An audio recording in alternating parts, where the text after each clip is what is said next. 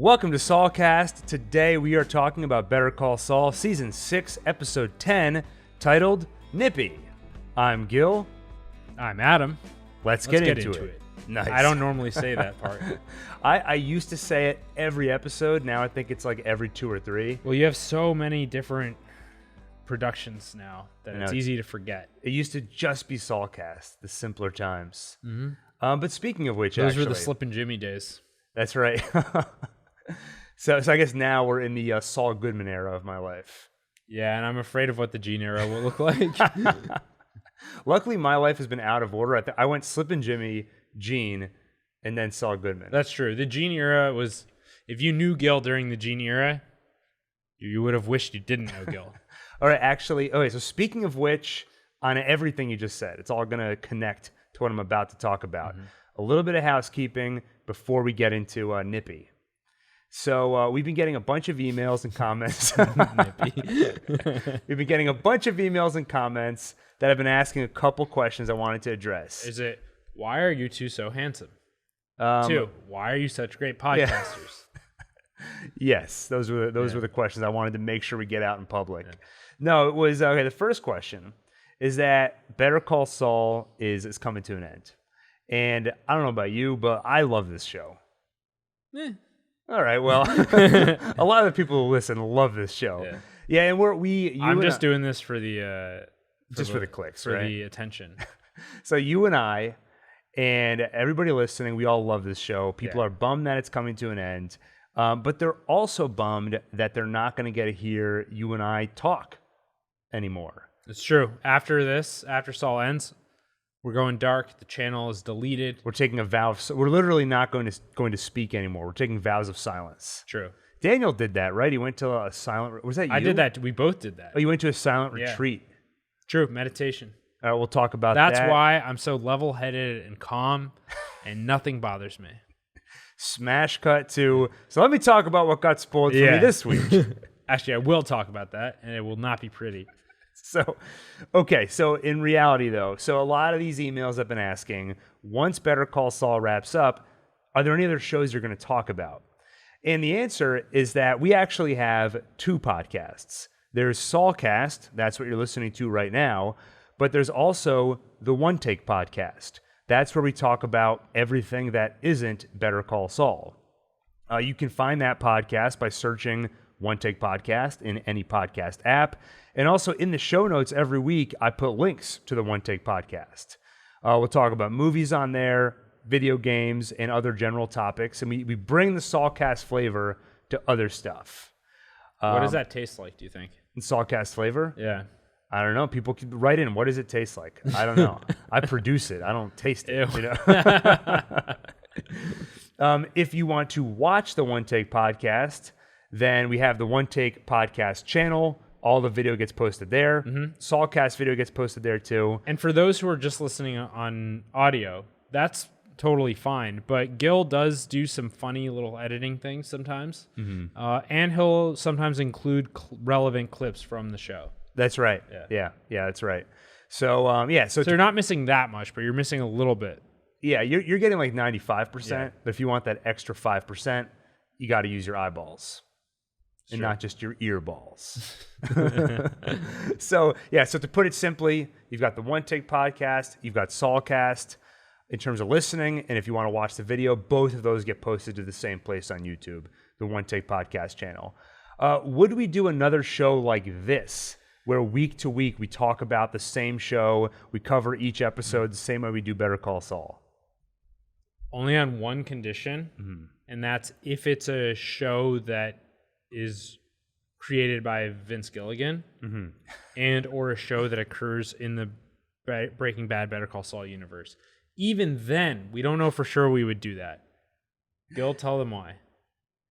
Wait, why? Because it might not be that good? No, like why? Like this format. Right.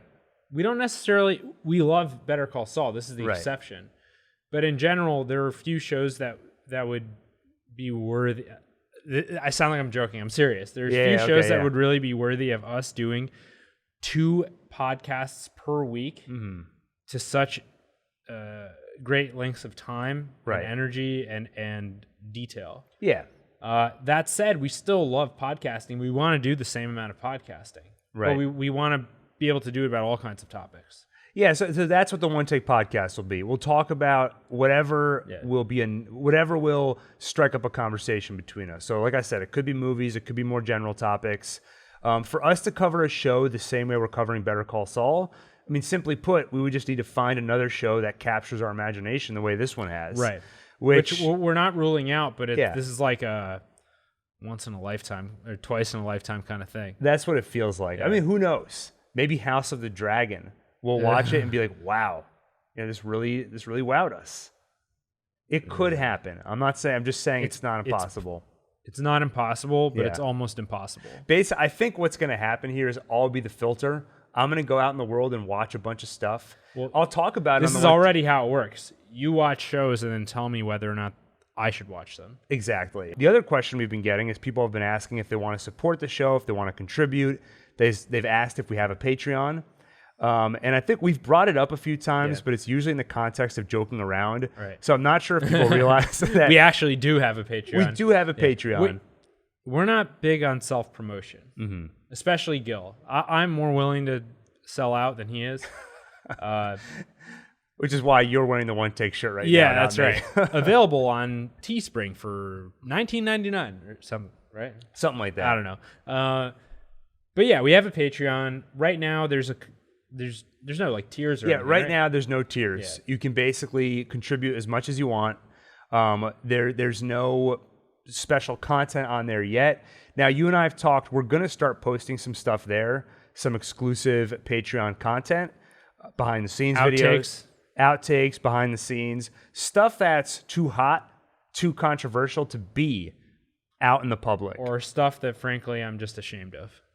That's right. If you want to see that, get in for the low price of anything. I think it has to be over $1. This is a $1 minimum, I think. So I'll put the link to the Patreon in the show notes. If you're on YouTube, I'll put it in the description. Right. I'll put it in the pinned comments. And the reason we're talking about this more than normal right now is because we know the show is coming to its conclusion, but we like you guys. We want you to stick around. That's right.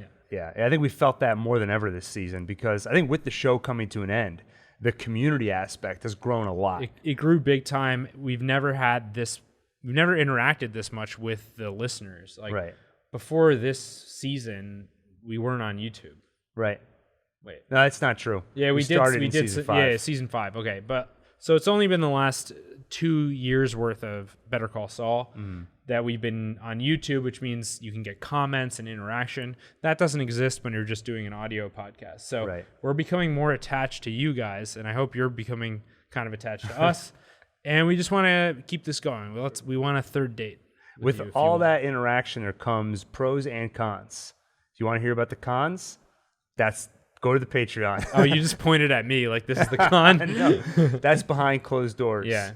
All right. So are you ready to get into the episode? Yeah. All right. Let's start with overall thoughts on the episode. Because I think a lot of the fun of this episode is kind of just watching it unfold, watching the heist unfold. It's a little different from the last couple where every scene, I think, can lead into this long conversation of what does this mean for Gus? What does this scene mean for Mike? For this one, I think a lot of my commentary for certain scenes will just be, that was a really fun scene. Me too. I really enjoyed that. So I think part of unpacking this episode is talking about it as a whole. So I guess just to start, your overall thoughts on the episode. I absolutely loved it. It was, I want to say a return to form, but that implies that we weren't already at form, which we were, right? I think the last episode was also a return to form. But this was a very different kind of episode. This was the episode we've been waiting a very long time for, which was a Gene episode. And once I saw the intro, like with the VCR tape ending and the music cutting off short, I knew, okay, this is a full-on Gene episode. And like I said this on the Insta tape, but like Daniel and I were sitting next to each other watching it, and we turned to each other and went, "Whoa!" Yeah. So that tells you everything you need to know. Like I absolutely loved it. that one of the brilliant things that this show does, and a lot of basically one thing you can do on TV that you can't really do in film is you can establish an audience expectation over the course of years and then violate it, and that just draws so much attention to that moment. In a movie, there is no equivalent to you've watched a similar starting over the course of nearly a decade, and then suddenly it breaks, and that just draws your attention in. And it's kind of crazy to think that when this show started 7 years ago, back in 2015, probably the first question this show posed is, when are we going to see more Gene? Because you spend a few minutes with him. And then when you get to the second season, you realize, oh, this is how it works. Every season starts with a 5 to 10 minute glimpse at Gene. So except for this one. That's right, except for this season. So over the last few years, that has been the first and most looming question, is when are we going to spend more time with Gene? And also, and then zooming into that a little bit, where is Gene's head at? Yeah. How much of Jimmy is still there? How much of Saul is still there? And to me, that's what I was looking for in this episode. A lot of it was the fun of watching the scheme, but I think there were a few standout moments that we'll talk about that give us little clues of where Gene's head is at. A lot of people, I think, were disappointed with the episode. And it's so, at least a vocal group. Yeah, a vocal group. It's impossible to say how many people it is. A lot of comparisons to the Fly episode. Yeah. And then you see the backlash where it becomes this pompous thing of like, well, if you have a high enough IQ, you like this episode. Or if you're a true fan, you liked it. Yeah. Do you have to be smart to like this episode? No, just the fact that you like it kind of disproves that. Wow. I guess I walked right into that. But I guess, you can see where they're coming from, right? Where the last episode ended with Saul Goodman. Yeah. Not to mention the fact that the seeds were planted. We know Walter and Jesse are showing up. So you walk into this episode, you got a pretty strong idea of where we're going, and then they completely undercut your expectations. So this episode reminded me a lot, actually, of the movie Jackie Brown. Like, there's not that much action. It's a Quentin Tarantino movie. It's one of his earlier ones. Right. There's not that much action. Like, in true Tarantino fashion, it's a ton of dialogue. There's some elements of crime involved and scheming. That takes some patience. And if you've been watching this show to find out what happens to this character, what happens to Saul, what happens to Kim, what happens to Gus, what happens to Mike, what happens to Nacho especially. Right. This episode would be disappointing.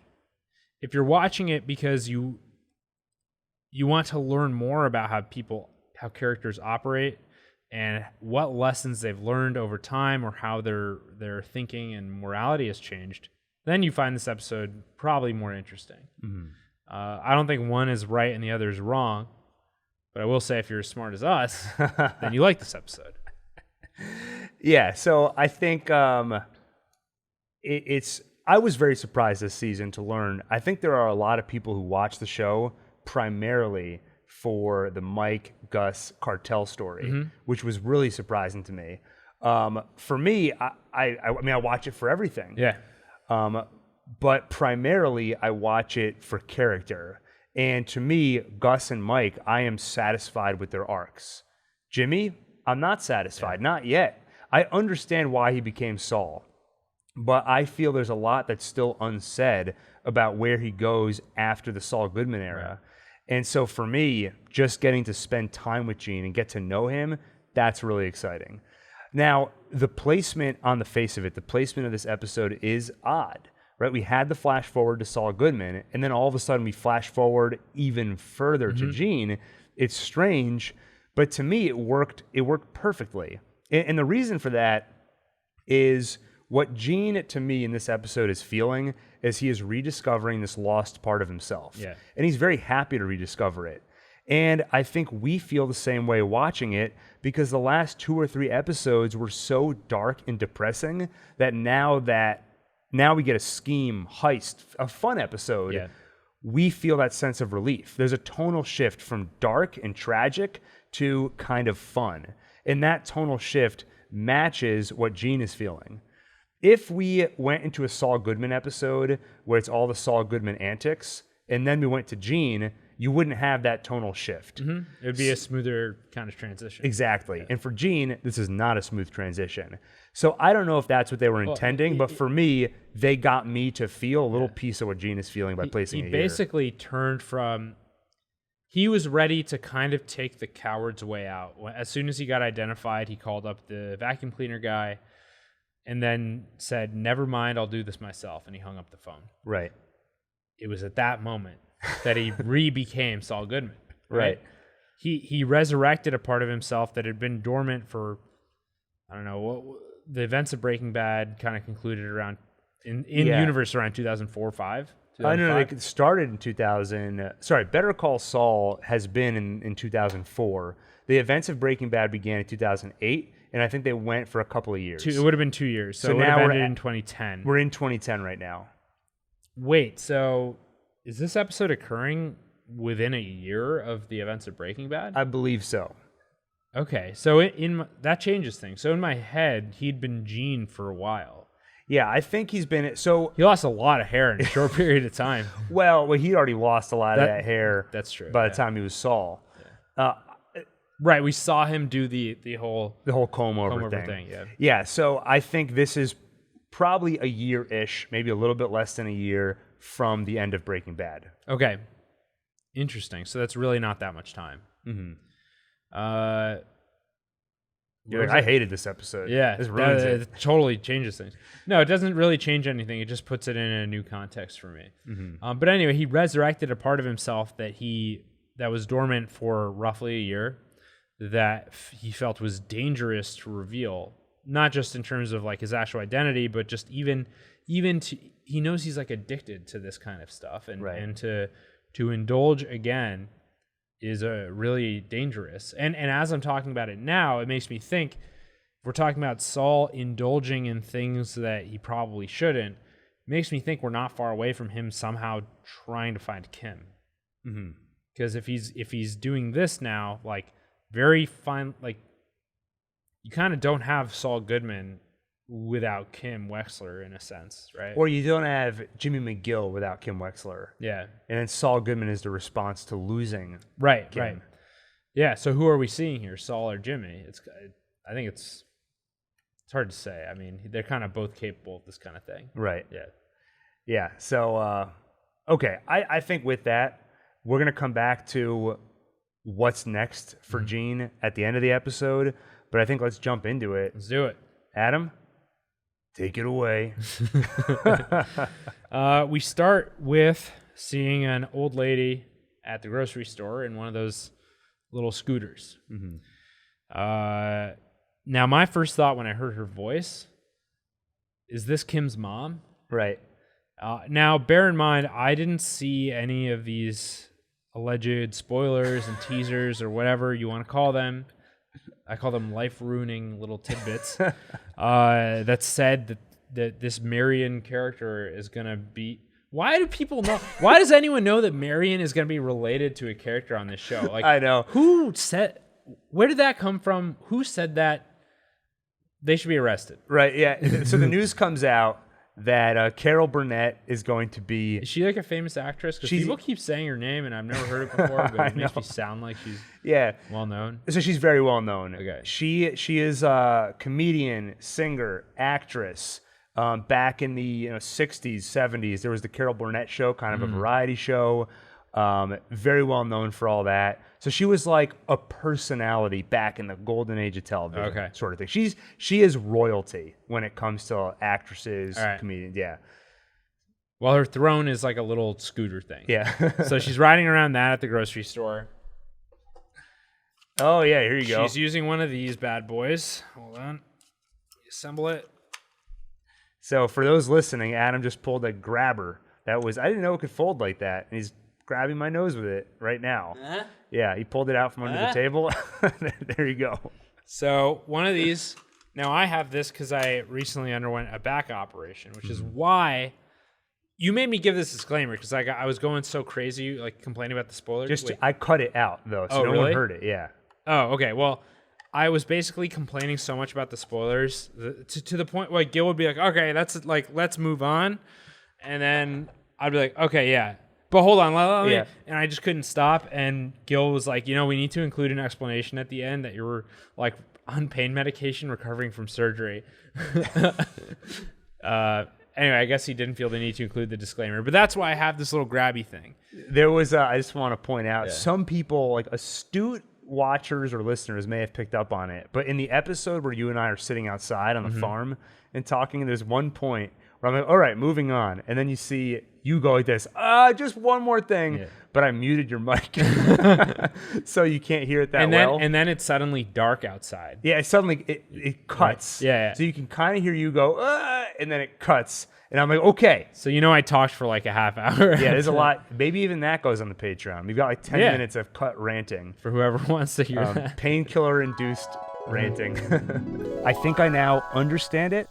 I don't like it, but I see why people are mixed on it. Okay, from this point forward, I love everything about the episode. Yes. Anywho, she's using one of these grabby things to pick up like some cans off the shelf.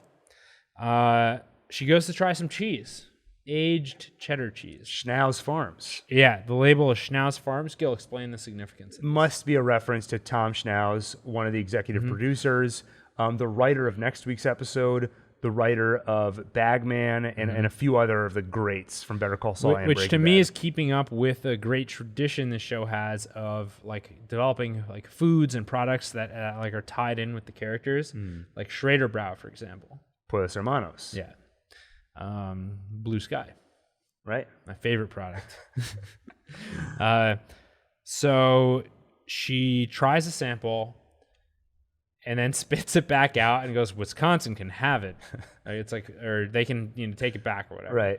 Now, Gil, you're not even like a huge cheese person, but like cheddars, you like cheddar. I love cheddar. Yeah. And normally I'd say like the sharper the better. I can't imagine tasting a cheddar that would make you want to spit it out unless it had gone bad. Right. It could have been really sharp. Like sometimes cheese can go too far. I guess I haven't met that limit yet.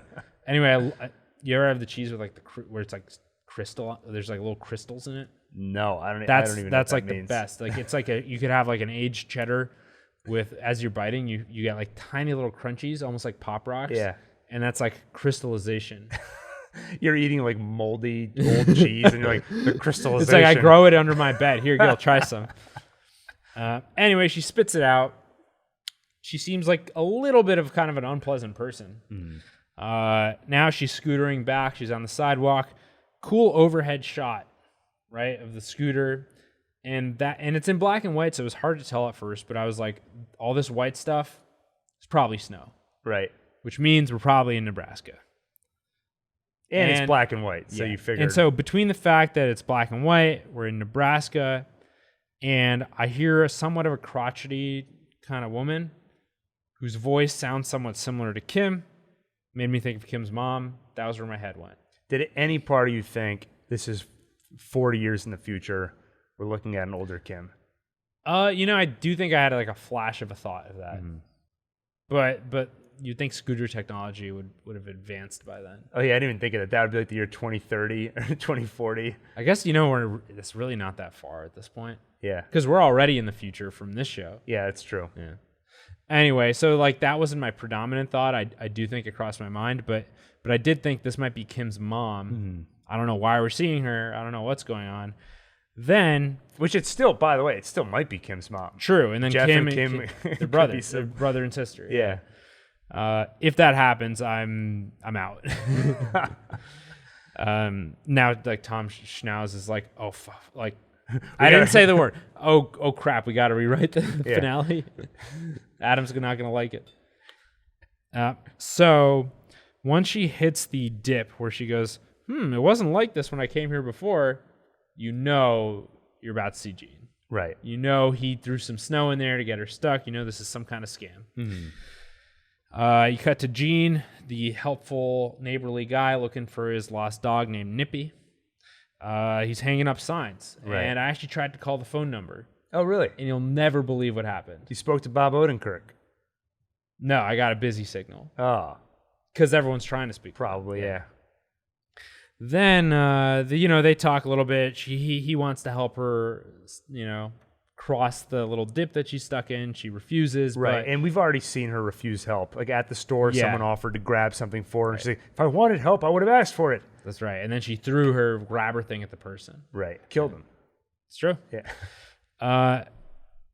Eventually, she accepts his help because she's like really stuck there. He comes over to help, and then he surreptitiously uses a wire cutter to cut some important line on the scooter. It no longer functions. Right. Now she needs him to push her all the way home. Cut to the intro. You see the intro. It's the coffee mug falling on the ground, and then bzzz, Right. VCR finishes. It says stop, and it has the title of the series, Better Call Saul. Blue screen. Mm-hmm. I already explained my reaction, but how did you feel when that happened? Yeah, I mean, I hinted at it earlier just to say it, that the series has kind of it's set up this expectation because we've all made the observation that the startings degrade every season. Mm-hmm. So just the fact that this finally happened, there's a satisfaction of like, wow, this is it. And it's just exciting. It pulls in your attention. Personally, I wouldn't ascribe too much meaning to it, to be honest. No, it's like a playful little thing. Yeah, it's just that we are now at the point. I mean, the whole journey of the series was Jimmy becoming Saul. Right. We didn't really know exactly what that meant. Did it just mean he changed his name? Now we've learned what it means. It's sort of a tragic ending. It means he's dug in to this persona he's crafted to bury his trauma and his guilt. And now he's there. That journey is done. So the tapes are dead. And now we're in kind of the epilogue. That's right. That's how I interpret Yeah. it. Yeah. So now we see the cab driver, Jeff, or Jeffy, as his mother likes to call him. Yeah. And he comes home. It's clear that Saul Goodman. See, I call him Saul. It didn't even occur to me. He's Gene right now, but the way he's acting is totally. He's 100% Saul. He's totally charmed Marion. She's no longer kind of this unpleasant wretch of a woman. They're sitting around drinking like peach schnapps or something in the middle of the day. She's like, "Come on, Jeffy, sit down, have a drink with us." Jeff is like a deer in the headlights. He's like seeing a ghost. Jeff looks like Kim and Jimmy when Lala walked into the room. Yeah, He was exactly. Like, Mom, get out of here. Right. And so he's basically speechless for a while. And let's see. Oh, so then Marion's like, "You're never gonna believe what happened. By the way, this is Gene." And so she and Gene tell the story of her getting stuck and him saving her. Mm-hmm. If you pay attention, like they actually riff line by line, like as if they planned it. Right. It's so coordinated. She'll be like, "And then I got stuck in the pit," and then Gene will be like, "And then I came over to help her." Mm-hmm. And they go back and forth and back and forth. It's like perfectly well coordinated. All the more reason for Jeff to be uncomfortable because he knows that this is a highly wanted criminal. Like in their universe, he's probably on like the top of the FBI's most wanted list after like, no, they didn't even find Osama bin Laden yet. So like you probably got on the FBI most wanted list. You probably got like Osama bin Laden, Saul Goodman. Right. And then some other. And then Chuck McGill. Yeah. for creating Saul Goodman. Right. So basically, the cab driver sits down, Jeff, and Marion introduces him, and Saul looks at him, and I love this line. He goes, "Have you ever driven anyone famous?" Oh, yeah. Which, of course, is kind of it's not exactly a threat, but it's a clear, unspoken, like, we both know what's going on here. Yeah. And this whole thing is just so diabolical. Yeah. Like to mess with a person's mother. The funny thing is to be in their own home. Exactly. But the funny thing is, though, it's diabolical. But my feeling when I watch it is almost relief that Gene is getting back in touch with the part of himself that always made him happy. Yeah. Like it's just nice to see him talking to someone because you think of Gene as a solitary figure that just hides out in his house, but he's making friends with Marion, even if it's for a diabolical reason. Right. everything about this scene feels positive to me, even though in the back of my mind I also know it's not great. Right. That's still now the only thing which seems to give Jimmy any happiness is to be Saul Goodman. Yeah. And so in response to the question, have you ever driven anyone famous? He says that he has driven, just a moment, Sammy Hagar. Right. You know much about him? No. Now he is, well, so Saul goes, the Red Rocker. He's an American singer. This is just Wikipedia. American singer, songwriter, and guitarist, rose to prominence in the early 1970s. And then Saul references a song, I Can't Drive 55. Now, I want you to hear some of the lyrics. Oh, okay. And by the way, Jeff, I think, told Saul that he had driven Sammy Hagar when they first met. Oh, really? Yeah, so he knew I forgot about that. this. Yeah. Now, let's see. I Can't Drive 55. Do you think we'll get in trouble even for reading the lyrics? Because YouTube is very strict. Well, we can read the lyrics, definitely. I'm just kidding. Okay. 1 foot on the brake and 1 foot on the gas. Hey, well, there's too much traffic. I can't pass. No, so I tried my best illegal move. A big black and white come and crushed my groove again. And there's a couple more lines like, go on and write me up for 125. Post my face, wanted dead or alive. Take my license, all that jive. I can't drive 55. Okay. Don't you think this is basically describing Saul Goodman? Yeah, 100%. He cannot, they could have chosen any, well, they did choose Sammy Hagar like in previous season, but like you could pick any famous person for this guy to have driven, but they chose that. They had Saul reference this song. As we know, nothing in this show is an accident. Right. I don't think there's like, this isn't super significant, but it's like a nice little Easter egg. You look into it and it's basically capturing the spirit of Saul Goodman, which is he cannot follow the speed limit. Right. He cannot, like, let's say there is no speed limit and Saul Goodman's instinct is, okay, when I'm driving on the highway, I'll go like 75. That's what I'm comfortable with. Mm-hmm. If the speed limit was 75, he would go 90. Yeah. Right? That's the kind of person he is. Yeah. So I liked looking into that and just figuring out, like, even this tiny little reference is something that to me feels connected to the show. I think they try to do that. Like, I can't remember the name of the movie now. We talked about it on a previous episode, but when Howard walks into Jimmy and Kim's condo, they're in the middle of watching a movie. Mm-hmm. Now, they talked about it on the Insider podcast where they have a limited library to choose from. They can't just put any movie up there. It's got to be movies they have the rights to or access to. Mm-hmm. But even within that, if you look at the plot of the movie, you see all these parallels. You can go back and listen to it, but I think just similarly, you can see parallels to Kim and to Saul in the movie they're watching. Yeah. Trust me. Don't look for yourself. Believe Gil. Yeah.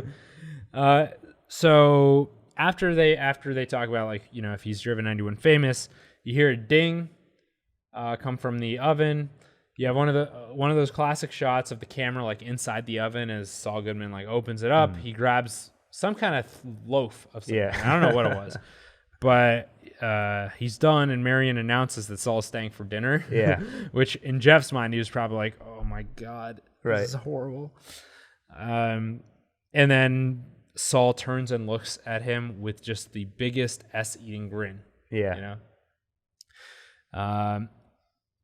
After that, we see Gene and Jeffy hanging out outside, taking the trash out. And Jeffy's like, dude, what the, Which, by the way, it's another F-bomb. Yeah. They're kind of becoming more, that was like a kind of liberal use. They kind of saved them, I feel like, and now they're using them all in the last few episodes. Right. And Gene's like, don't worry, you don't have to call me Dad. Yet. Which again, this is Saul Goodman talking. Like, that's a pure Saul Goodman line. And he starts up his scheme. He's like, I know what you want. You want to be in the game. You want the cars, the clothes, the cash, the ladies, the podcast listeners. And the guy seems like skeptical, and he goes, and to reassure him, he goes, I'm Saul Goodman. Which that's probably the first time that those words have left his lips since he became Gene. Right.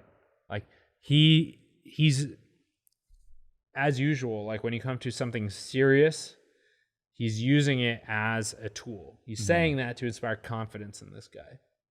Right? And I think in terms of what the Jeff character wants, he's been such a mysterious character, and he's grown in our minds over the last 2 years to say, what does he want from Saul Goodman? And I think if you go back and watch the scene where he's kind of intimidating Saul, there is a sort of nervousness to him. He has this kind of nervous laugh he does.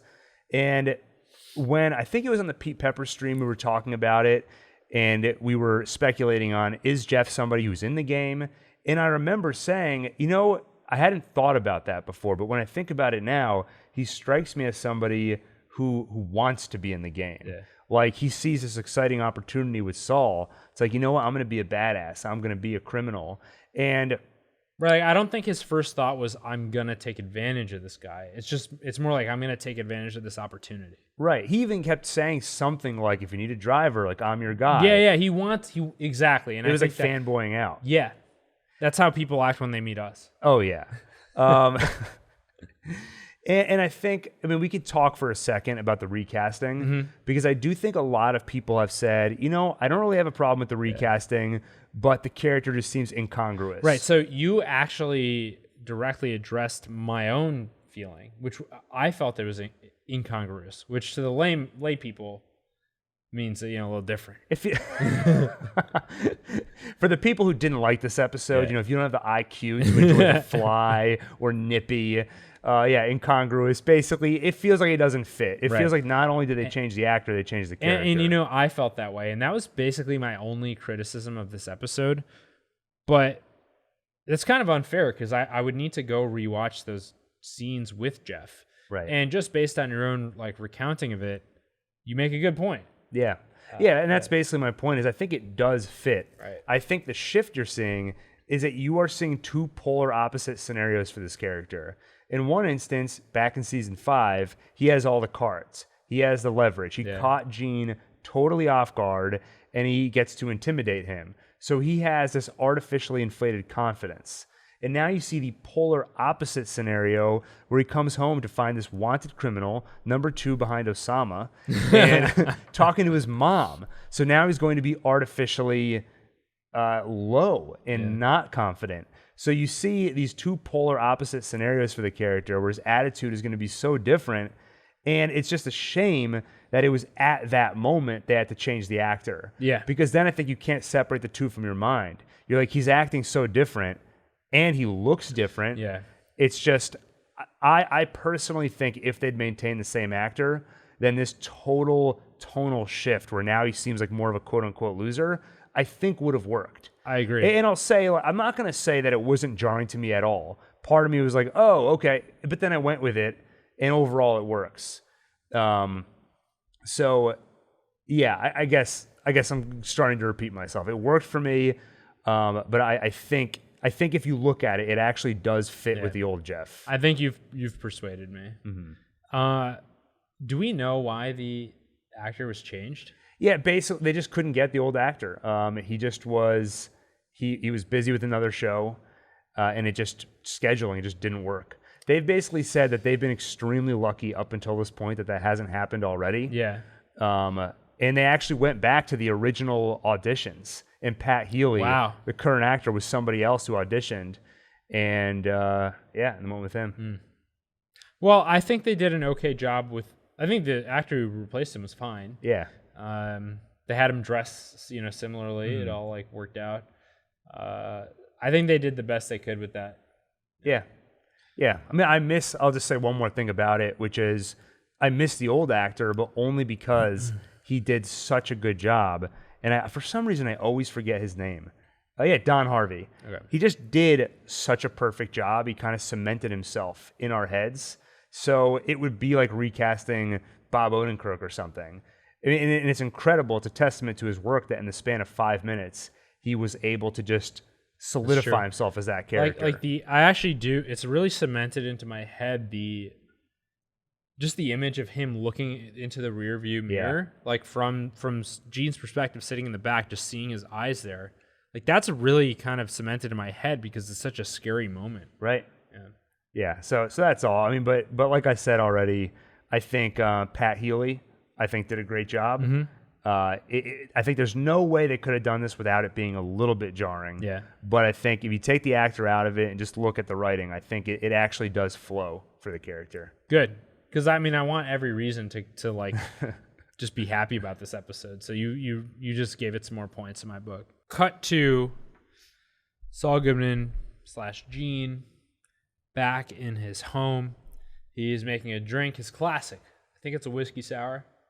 I remember looking it up. I think it's something else, but he squirts that like lemon juice. Big squirt of lemon. Yeah. Yeah. Extra sour. Mm-hmm. And a thought strikes him. He runs over to his closet and digs through his things. What does he pull out? Marco's ring. That's right. Tell us about the ring. Basically, back in season 1. Basically, they made a bunch of rings. They made like 9 of them or something. They gave some to the dwarves, a bunch to the elves. And if Thanos collects all of them, then he gets. Then Dumbledore came in. Back in season 1, episode 10, Marco, Jimmy goes back to Cicero after getting betrayed by Chuck, hangs out with his friend Marco. They have what Marco says is the best week of his life. Mm-hmm. Then he dies. And Marco's mother, off camera, gives Jimmy Marco's ring. Right. And so throughout the series, that ring has been a symbol of the kind of slip in Jimmy's side of Jimmy. Yeah. So that's see like him, Jimmy's version of the tequila stopper. That's true, actually. That's a great comparison. Yeah. So, for example, in the season 2 finale, when Jimmy's going to meet with Davis and Maine after Kim talked them into giving Jimmy a job, outside the building, Jimmy fiddles with Marco's ring before he decides, I'm not going to take the job. Yeah. And so you'll often see him fiddle with that ring before making a self-destructive decision. Mm-hmm. What do you think is like Kim's version of the tequila stopper? The tequila stopper, I think. Genius. So he fetches the ring, and you know what? Actually, I skipped an important thing before this. He's not just chilling at home having a drink. He's listening to the police scanner, which is something he does often. Yeah, he's done it a few times as Gene. It's really sad. Like, we've seen him come home after a long day of work and just sit at home and listen to the scanner. He's what kind of life is that? Like, he's barely especially for a guy he's like a pretty vivacious kind of person. He has to just sit at home paranoid. Cower. Yeah, he sits at home cowering. Mm-hmm. That's not natural to him. No. And it's like sad to see someone who we know and love spending, like, withering away and spending his time doing that. And we see him doing it yet again. And, like, as I was watching it, I was like, I feel bad for this guy. Right. Then something changes. He goes and gets the ring.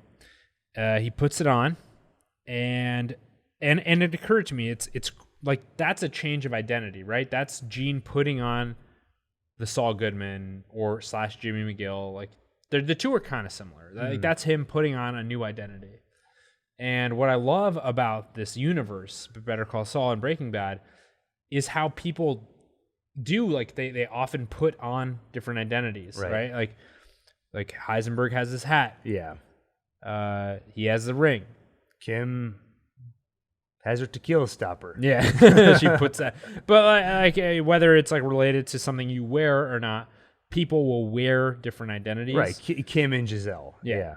And often the alternate identity that we think as being like not the real one, not the real person. Well, actually, to figure out what the real person is, you need to consider elements of the identity that they assume, right? Right.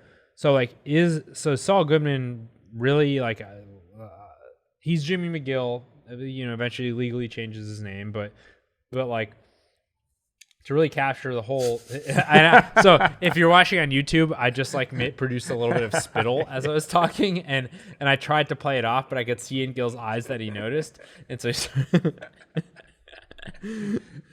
we'll leave that in, but that's the kind of thing you'll see in the Patreon. Right, if you want to see a 20-minute just montage. Like me spitting. Yeah. Yeah. That's what the Patreon is for. But we'll leave this in as a little preview. There you go. Yeah. But anyway, so the way they play with identity, the way they can also tie a person's identity which is a really complicated thing to just like one singular object, Right. I think is really cool. I think this was a great scene, especially showing the contrast between the cowering with the police scanner to putting the ring on.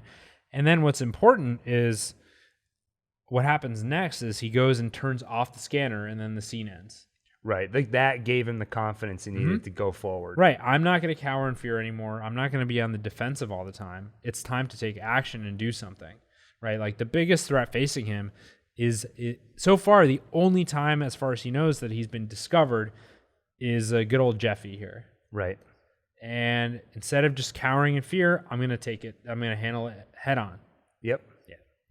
So in the next scene, we see Gene basically locking up the Cinnabon. He says bye to the two people who work there. He gives the old head nod to the guy on like the polisher, like the guy who polishes the floor. Now, I don't remember what kind of head nod he does, or if he waves or what.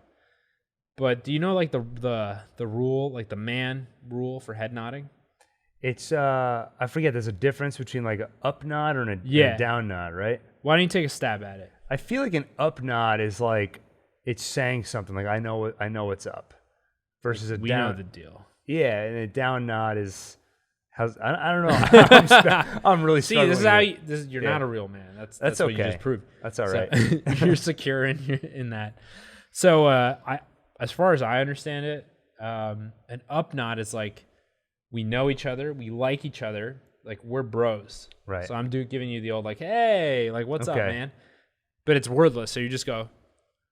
Right. Versus a down nod Which is is like what just like- John Wick and his rival assassin give each other before they start shooting at each other on the subway. Exactly. And so I have a lot of enemies, and so I just frequently give them. Yeah. No, the down nod is just like we don't really know each other that well, or we might not know each other at all, but I'm acknowledging your existence Right. in a way. So I go, All that to say, you don't remember which one Gene gave the I don't remember. floor swiffer Yeah. guy. But what I like is that they just have this frequent word. There's a lot of, to be honest, there's like a lot of like man tropes in this sequence, or like in Gene's lockup routine. It involves this wordless hello to this guy. Like Gene and this guy have probably never exchanged any words, but they acknowledge each other and say goodbye basically every single night at the same time. And Gene will, as we'll get to, will end up pretending to know about sports for a while. Right. Which is another man thing. Yeah, it's true. Yeah. Anyway, so he locks up. He approaches the door of like the security office, and he looks kind of nervous. He then kind of looks at the Marco's ring, or he kind of like fingers the ring and acknowledges it. Quickly glances at the security camera outside, takes a deep breath, and knocks on the door. Now, the first cop who answers the door is this guy with the mustache, and he is not happy to see Gene. Nick, exactly. Do you remember what happened with Nick? Yeah, so this was back in season 3, I think. Correct. Where, Season 3, episode 1. Oh, I overheard you rewatching the scene. Yeah. Where Gene is having lunch. He sees a kid shoplifting, running away. He hides in the photo booth. And then the cops plus the security guard are like, did you see anything? And Gene just points at the photo booth. Right. So they pull the kid out, taking the kid away, and Gene can't help himself. He stands up and he says, get a lawyer. Yeah, he says, say nothing. You understand? Get a lawyer. Right. Yeah, so Nick throws it back in his face. And he's like, you're the get a lawyer guy. And the Nick guy, when they're pulling the little miscreant away from the scene, Nick stops, turns around, and looks at Gene and goes, asshole. Yeah, I remember that. Wait. Let me redo that for YouTube. Okay. Ass. Yeah, Right? they always do that, actually. It's the word hole. Something Yeah. wrong with the word hole. I guess because ass on its own is just like a donkey. It's a donkey, And then once obviously. you add the other word, we all It's know what it is. I mean, it's an ass. Yeah, there you go. So, first of all, let's just reflect on that scene for a second. I love that he just couldn't help himself. Like, this reveals a lot about, I think, things we already think about Gene. Like, throughout all of this, throughout all of his kind of selfish actions and like cockroach, like cucaracha, like survival and self-interest, he cannot help but stick up for the little guy. Right. He has a soft spot for people who are committing like crimes. I think as long as those crimes, like most of the crimes we've seen him defend are ones that, in a sense, in a very, very loose sense, are victimless. Like yes, when like Lalo stealing. killed Fred Whalen. Yeah, exactly. Yeah. Like no one really was harmed by that. You could argue that Fred Whalen's like family was a little upset, but no, otherwise everything was cool. So that's a joke. Yeah, but outside of the Lalo stuff, yeah. Obviously, I feel like we do this every time. Like, I know that he does a lot of bad things, right? But the idea is, even if you look all the way back to the first episode ever of the series, he's defending some kids who did something really reprehensible. Do you remember what I'm talking about? They defiled a corpse. Yeah. But it was a corpse, right? It wasn't alive to experience the defilement. It's really, really disgusting and messed up, but there's not an actual living victim there. And then even when there are living victims, I feel like Saul mostly gets involved in things that are pettier than that. I think financial or whatever. He has a soft spot for people he can relate to, which are people who make a mistake and then will get stigmatized by that, and it will follow them for the rest of their life. Yes. Because that's what happened with him. Like, he screwed up when he was younger, and I use the word younger pretty loosely. Like, I think we're talking more than teens. We're talking potentially even into your 30s. Right. But when he was trying to do the right thing and move on, Chuck never let him forget it. And we see that come out, especially in season 4, when Chuck, in his will, leaves Jimmy to be on this scholarship board. And there's one girl who had one black mark on her record where she shoplifted once. And he tries telling her, like, they're never going to let you move past that. Right. But you know what? You're going to take shortcuts. It's sort of like George Costanza, like with the kid who was applying for the scholarship, who was like, I always wanted to be an architect. Yeah. But actually, I've often thought of Jimmy and George as similar. Yeah. Where George thinks the entire world is out to get him. So when he lies and he thinks it's justified. Exactly. Yeah. I think Jimmy has a similar mindset because that's been his experience. Yeah. The person he looked up to and loved the most, Chuck, constantly looked down on him and punished him. Which totally warped his sense of reality. Right. Yeah. So when he sees this kid who's making a mistake, he shoplifted, he knows it's going to follow him forever. That activates him. It feels unfair to an extent. Like, people should be allowed to learn their lesson. Right. Yeah. And so he cannot resist but stand up and tell the kid, get a lawyer, don't say anything, which is definitely good advice. Like, anytime you're dealing with the police. You don't need to talk. Even if you're innocent. That's what I hear. Yeah. Never had to do that before, but, you never know. Listen to the Patreon for the true story. The truth, yeah. The time I was arrested for podcasting without a license. Anyway, he knocks on the door. It's answered by Nick, which you may remember from back in season 3. Season 3. Yeah. So basically, this kid is shoplifting. All right. Anyway, they got the same actor for this, which I appreciate. This like younger looking. What's wrong with that? No, it's just funny that we have to like congratulate them anytime they didn't recast. Well, it's been so long. Yeah. Like, they took that break and whatever. Yeah. So same guy, he's got that mustache, and he answers the door. He's clearly not happy to see this guy. No. And the reason is he remembers this incident. He quotes Gene right to his face, and Gene kind of gives an apology for that. And at the same time, you hear Frank, which I'm going to refer to him sometimes as Gary or Jerry because I think most people will know this by now, but he was one of the bigger characters in multiple senses of the word on Parks and Rec. And one of the running jokes was that no one knew his real name. So they would sometimes call him Gary, sometimes they would call him Jerry. I don't even remember which one turned out to be right. Carrie. I'm just kidding. Yeah, like the Howard's assistant or whatever. Yeah, they dropped all the sodas. Paralegal or something, yeah. Anyway, he's like, do I smell Cinnabon out there? Let him in. And let's see.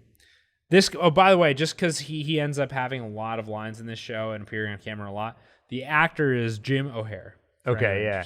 And perfect for this role. Absolutely. So good in this. Like I said on the Instant Take, the recasting of Jeff, to the extent that was a little jarring, this more than made up for it. What would you have said if they recast this guy, like Jim O'Heir, as Jeff? I don't. What were they thinking? I would just have to applaud them and say, like, I mean, you subverted our expectations. Yeah. Benioff and Weiss have nothing on you. That's true. Anyway, so this is all part of an awesome scheme that Gene is working on. He's the most patient guy in the world. Oh yeah, which we've seen. That has been like one of the every time you have an anti-hero on like Mad Men, Breaking Bad, or any one of these shows, you know, the anti-hero is so big in the last couple decades. They're always like, okay, they're horrible people, but there are a couple of admirable qualities. And for Jimmy, it's just the fact that he is so hardworking. Yeah. And even Chuck said that. He's like, no one accused you of being lazy. When he sets his mind to something, like, he will get it done. Yeah. I wish I was like that. Yeah, I know. So he's led into the security office, and Nick's on the way out, which is good because he doesn't really like Gene anyway. But he does give him a Cinnabon on the way out, and he gives another freshly baked Cinnabon to Jerry. And Jerry is like, I should not be doing this. And he's like, if you run into my wife, don't tell her about this. And how relieved must Gene have been when he sees that Frank eats the Cinnabon with a fork and knife. Right. Which is going to take longer. He eats it with a fork and knife. He turns away from the cameras, Yeah. which he does because that's really the only comfortable way he can eat while facing Gene. Right. And again, if he ate it by hand, he doesn't need the table. It totally changes everything. And I think, Gene went in there to suss out the situation. Right. Like, all he wanted to do was endear himself to the security guards and suss out the situation. And he discovered, every time he eats with me, he faces away from the cameras. If that didn't happen, I think he would have found another way. Like, that would have just been a chance for him to get in the security room and see, what do we need to do to make sure they don't see us? Right. This is an exploratory kind of exactly. trip. So he shares the Cinnabon with the guy. Now, what's interesting is he's never eating the Cinnabon in any of these scenes, but Jerry doesn't care. Yeah, whose name is Frank, by the way. It's Frank in the show. Yeah. And so he immediately starts talking sports with Gene, and Gene's response to, like, the first thing he's like, did you see the game last night? And like, oh man, I can't believe whatever. Gene goes, I can't even talk about this. Or I can't even talk about it, right? Which is very honest. You and I've got to think you can relate to this, but back in my days working in an office, in the break room, I can't tell you how many times I've had exactly this interaction. What did you think of the game last night? Oof. Yeah. Like, no, I thought it was I hate those conversations so much. The worst one I had is I finally decided to come clean. They're like, "What'd you think of the game last night?" And I was like, "You know what? I'm gonna tell. I don't mind into sports." He's like, "What are you into?" And I said I'm into movies. Yeah. And then he goes, "Oh, you must be excited for this Sunday." And I'm like, "Why?" And he's like, "It's the Oscars." Yeah. And then I'm like, "Well, okay, I'm not really into movies either." Yeah. And then I have to explain how, like, well, I'm into movies. I don't really care about award shows. Yeah. I don't know how to handle myself in these conversations. There have been plenty of times where I'm like, they start talking to me, and I'm like, well, I don't really watch sports, and then they ignore it and just keep talking. Yeah. Well, surely you watch baseball. They don't even say that. They'll just start talking about it what this scene proves is they don't care what the other person has to say. It's just for themselves. It's the same. Like, I do this with Better Call Saul. Yeah. I'll be the same thing. Like, can you believe what Saul did last night? And they'll be like, I don't watch that. And I'm like, right. Okay, but like, do you remember the part when this? When Kim said that? Yeah. So I understand what it's like. Yeah. They just want to talk, and Gene knows that. Yeah. That's why this is actually great for Gene, because he found the avenue for manipulation. Right. This is how I can get close to this guy. Right. Because all he has to do is study up on sports, and that's what we're going to see him do shortly. The one thing I like about this sequence, which by the way, I love how much we can talk about just Frank having a Cinnabon. Yeah. But he always does the same thing. He's in the middle. He stops, turns it around, and then keeps going. right? Which I think is is like it's an actual physical clock. I would say it's a physical clock, Yeah. and also so much of this rings true. We talked about all the sports talk, but also when I have a thing that I eat every day, there is usually a technique to it. Like, oh, I always eat this thing first, and then I want to end on that thing because that's the taste I want to have in my mouth when I'm done with the meal. And probably you could measure it to a clock and say, when people work in a 9 to 5 or like whatever, I mean, this is not a 9 to 5, but just an everyday, same time in, same time Could out. be 9 p.m. to 5 a.m. Exactly. It could be, yeah. You do end up with these routines. And like for me, it was the same lunch every day in the same order. You probably could measure it by a clock. Yeah. And it's similarly, you cross paths with the exact same people. Yeah. Just like with the head nod guy or whatever they did. Yeah, 100%. So he notices that he turns away from the monitors, as you mentioned.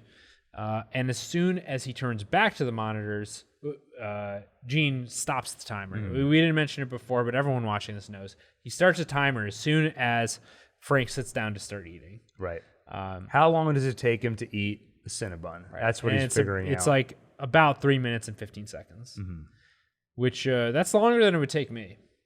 I do not have the self-control. So kudos to Frank here. Yeah. When you're eating something like that, you do want to savor it. You don't want to eat it too quickly. I take my time with that stuff. I wish I could. So then Gene gets out of there. He kind of waves to the camera. He walks along. There's another camera, which he tries to avoid, actually, because he needs to stop and almost catch his breath. He hasn't done anything like this in a year. He's a little out of practice. He's nervous. He checks his watch and then kind of does one of these, rubs his hands together. Yeah. And so it's like he sees the opportunity for this to develop and his plan to come along. Now we get one of my favorite things ever, which is a Breaking Bad / Better Call Saul montage. That's right. No one does montages better than the creators of these shows. Are there any other shows known for montages? I cannot think of any. I can't think of any where I'm like, oh, another montage. Here we go. So you get this fun music, which the score in this episode has been very different from any other episode we've seen. It almost feels like a different TV show. You have like woodwinds. It feels almost like a cartoon, like from the, I don't know, like from the old days. Did you get any Mission Impossible vibes? I actually didn't. But in retrospect, I could see that because I know that the Mission Impossible song is played by like a band with similar instruments. So this song is from Mission Impossible. Really? By Lalo Schifrin. He's a composer.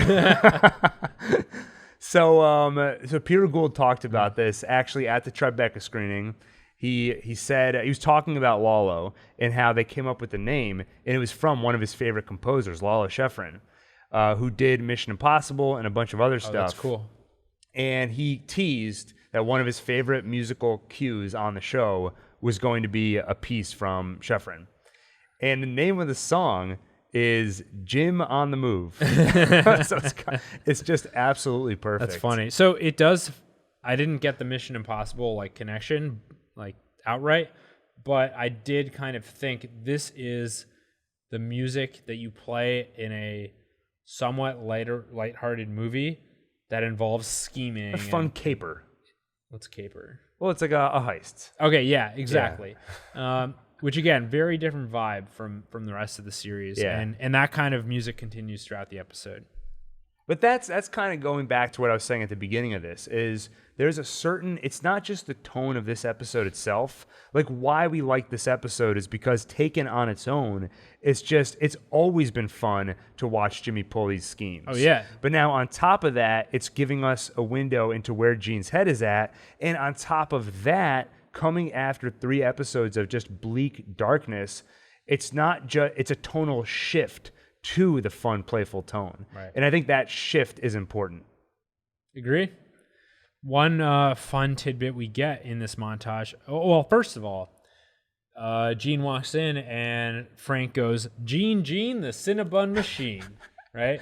I love this montage. There's so many moments like that which just put such a smile on my face. And, you know, I have to believe at a certain point, Saul Goodman was probably enjoying himself, right? Yeah. Like, he likes people. He likes being liked. He does. I mean, what does Jimmy McGill want? He wants to be loved. He has not felt this since the... Right, he's had no personal attachments to anyone. Exactly. The last interaction we had was him yelling, like, get a lawyer. Yeah. So just seeing him become friends with Frank, friends with Nick, talking to Marion, like, it made me feel so good and happy. Like, Gene is not alone. He gets to talk to people.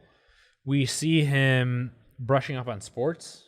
We see Nick warming up to him. He answers the door and he's like, hey, come on in. And they start playing football with each other. I loved that. They're like, he's holding the Cinnabon like it's a football and he's dodging Gene. And then you even see Gene throwing a fictional football. It's just an air football to Frank, and he like catches it and he does some like dodge moves.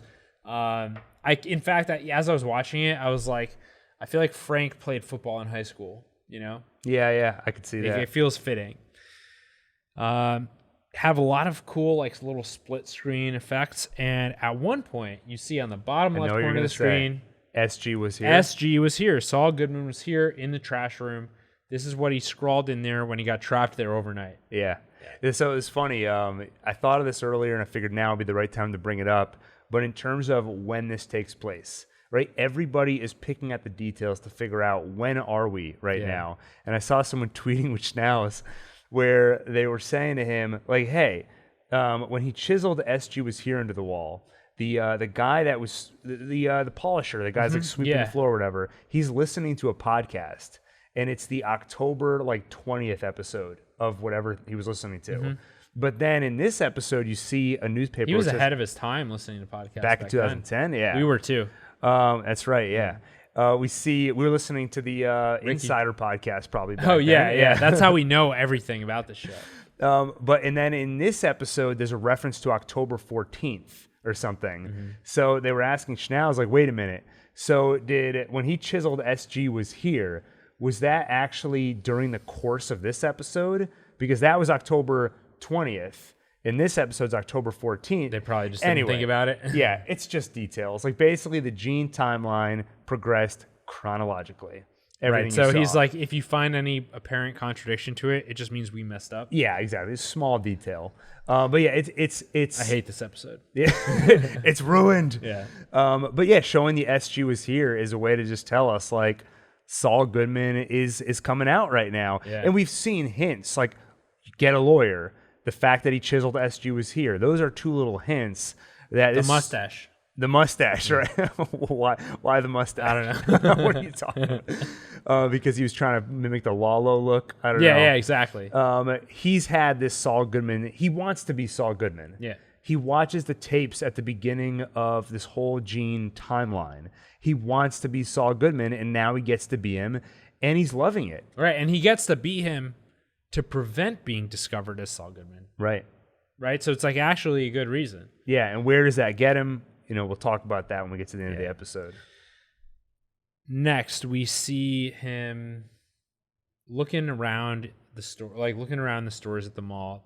He's browsing some suits, and he's looking at prices, security. He even like takes a glance at the security tag, but I didn't pick up on that the first time. I just thought he's like looking around, and my first thought was he's buying a Saul Goodman costume. Were you waiting? I forgot about this. I think I talked about it on the Instant Take. But while I was watching, I was waiting for the moment it's going to transition into color. For a second, when he put on Marco's ring, I was like, it's going to cut to color now. That would be, that'd be kind of funny. It would be a little like, come on. But it would actually also kind of make sense. Yeah. You're bringing Saul Goodman back into the world. Yeah. And then I remembered the poster where it's a black and white Gene putting on a red suit. So I thought, the suit would be it. He's going to pick up a suit right now, put it on, and boom, we're in color. Just to that point about the color, first of all, I love that they maintain the black and white. I think a lot of shows don't have the guts to do that. Yeah. Because they're trying to appeal maybe to like younger audiences with shorter attention spans. Yeah. This is just, it's a really small thing because it shouldn't matter, but it's another example of the show treating its audience with intelligence. Right. And the other thing I'll say is just, I think upon really close inspection, I feel like it. Now, there's ways to figure this out for sure, which I just haven't done. But I don't think it's perfectly black and white. I think there's a tiny amount of color in there. Oh, okay. I think it's like very desaturated. I think it's like there's like 5% color left in there. Not that it doesn't matter much, but just like That's the impression I got. So Schnauz listening to the podcast. He's like, boys, we got to get back in the editing room. We messed up. They're on to us. Where are we? He's looking at the suits. Yeah. You cannot. Oh, the you can't security not tags. think of Saul Goodman in that scene. Yeah. It makes you think of the suits. Of these are the things he used to wear. Then you see him starting to count steps out loud, which the first place my mind goes is, oh, that's what Gus was doing. Relevant only in the sense that both of them were planning something, some kind of scheme. He's taking meticulous notes in the bathroom. You see a diagram, like a map of the floor of the mall, and that's kind of where his scene in the bathroom there ends. And then the last thing I'll say is, I like that he's in the bathroom. It's just like another like that's where he is kind of a bottom feeder, like as a person. And I actually don't mean it as an insult. Yeah. You know, even though it sounds like one, but that's how he's portrayed throughout the series. If the series ends with him dying, it'll be in a bathroom. Yeah. I think we can agree on that. I think so. So he's got the floor plan. What does he do with that? We see that at Gene's guidance, Jeff and his buddy have used posts and ropes to essentially build a replica of the mall based on his floor plan. And so while Gene is barking orders through a megaphone, Jeff practices running through the mall and stealing high-value items, but getting out within a 3-minute time limit. Because that's how long he has before Frank turns around and finishes the Cinnabon. By the way, actually, fun fact, there is no such thing as a Cinnabon. What they're eating are classic rolls. Because I've always been thinking about that. The place is called Cinnabon. What do you actually call the thing you eat? It's a classic roll. A classic roll, okay. By the way, I checked. How many calories? No, I didn't check that. They're on Seamless. They have delivery. Oh, my God. I might eat one tonight. I'm just throwing that out there if you want one. Yes. Okay, cool. Yeah. After this. I meant to order them and say they're on the way, but I was like, if he doesn't want one. You know I want one. Come on. I should have ordered it. All right, we'll get him after this. Right. So now one of my favorite parts of this is that Gene has created a rhyme to help guide the process. Oh, yeah. Armani suits. 1, Armani suits and run. 2, Air Jordan shoes for you. 3, linen sheets for free. It's another one of those little things. It's hilarious, but it rings so true because he has a lot to remember. Yeah. He's got to go in the right order, steal the highest value items, and the plan is to steal them in a small enough quantity, just 3 of each, so they can move quickly, get a lot of value, and get out without the store actually noticing they've been robbed, because it's such a small quantity. Security tapes will be erased every 72 hours, and because they've stolen so little in terms of quantity, but a lot in terms of value, until by the time they notice they've been robbed just by doing inventory, the tapes will be gone. Right. And for all we know, that's a fact that Gene just made up. It could be. Yeah, it absolutely could be. Just to get Jeffy to go along with it. Well, okay, I'm going to take that back. I think he knows that because he doesn't want them to get caught. True, but like there's zero reason for them to look at the security footage if no one notices the loss. They're going to do it. So his point. So the thing Gene says though is that they're going to do inventory at some point. Yeah. So eventually they'll notice we're missing a little bit. But they won't be able to see the footage. Exactly. Okay. At that point they'll want to look back, but it's too late. Fair. So I just wanted to say they need a way to remember all this. I wish you didn't mention that Cinnabon before. I'm going crazy now. Well, now there's a light at the end of the tunnel. Yeah. Instead of this podcast being a torturous thing to get through like it normally is. Yeah. But the point is that they got to remember precisely which items to steal and in which order.